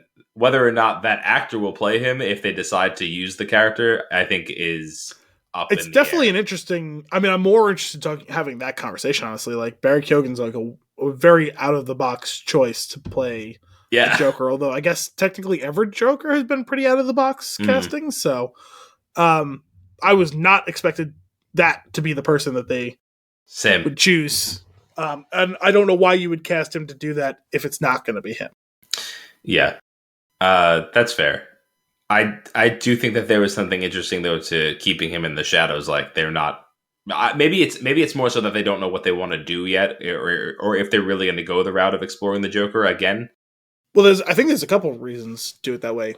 First of all, it allows you to have an unspoilable reveal. Like, because if you just cast him as the Joker, it's going to leak out that the Joker's in the movie. But if you just credit him as Arkham Asylum guy, someone might have a question if they see him on set, but it's like at least within the realm of possibility you can deny it in some way, shape, or form, like enough to like keep it suppressed until the movie actually comes out. Because I had not even seen anything online, people talking around it, which is surprising. Yeah. Because I saw it like a week after it came out. After the fact, I had read some stuff that that alluded to that there may have been scenes shot with Batman consulting with the Joker in Arkham. Which could be cool, of like almost in like a Hannibal Lecter fashion of like trying to get in the mind of the Riddler and understand who he is, where he is, what's going on, so that we can catch him. And we saw that obviously with the Long Halloween with him consulting Calendar Man, right? Yeah, so which could be a nod to that. I don't know if that was actually a thing that was going on, or that was cut, or what they chose to do there. I am curious to see where it goes from here, though. The other reason I think you do that the way that they did it is maybe they have plans to cast him as the Joker, but maybe they don't even want to do it in the next movie. Maybe they do it 2 movies from now. Maybe it's like way down the line, And this allows them to pursue that in their own timeline. Yeah, that's fair. But still have a cool little Easter egg at the end of it, right? Because maybe next movie you don't want obviously it's been a fair criticism leveled at Marvel that the most of the villains don't last past 1 movie, right? The Riddler's still on the board. You can build a rogues gallery if you want. The next movie, the villain doesn't have to be Riddler or Joker. And maybe the next movie ends with whoever he defeats being there with joining the friends. All 3 of them, right? Like, and somewhere down the line, Joker engineers a breakout and all of them are part of it, and it becomes kind of a Spider-Man No Way Home situation where you get to have a really cool story and 4 or 5 or 6 villains get to have a story in whatever way, right? Yeah. It's going to take a really hard work to balance it, but we've just seen that you can do it. It is possible to do. You got to write it well. Like, that's what it comes down to. Otherwise, it becomes overstuffed and confusing, like Spider-Man 3, say, but it is doable. Having him deliver that'll probably be a 5-hour movie. I'll watch it. Having him deliver the line, "Riddle me this," really just warmed my heart, though. I appreciate that. Al, we've talked at length about this movie. I loved it. You seem to really have enjoyed it as well. Do you have any closing thoughts? No, I think we've hit a lot of it. Considering how long the movie was, it was inevitable we'll miss a thing or two, especially since it's literally 1:00 in the morning. So I'm very much looking forward to giving this one a rewatch. I'm excited. Oh yeah, I'm definitely excited to see this again. I'm not going to go see it in the theater again, but I'm definitely excited to see it again, and hopefully it's on HBO or something quite soon. Yeah. Well, that's all for this week's episode of Flix and a Six. We hope you enjoyed it. As always, if you have a movie for us to review or nuggets for us to discuss, you can send those requests to flixandasix@thespintune.com. Tune in next week for more movie and beer goodness. Until then, I'm Anthony Costanzo. I'm Al Bielsi. Thanks for coming out.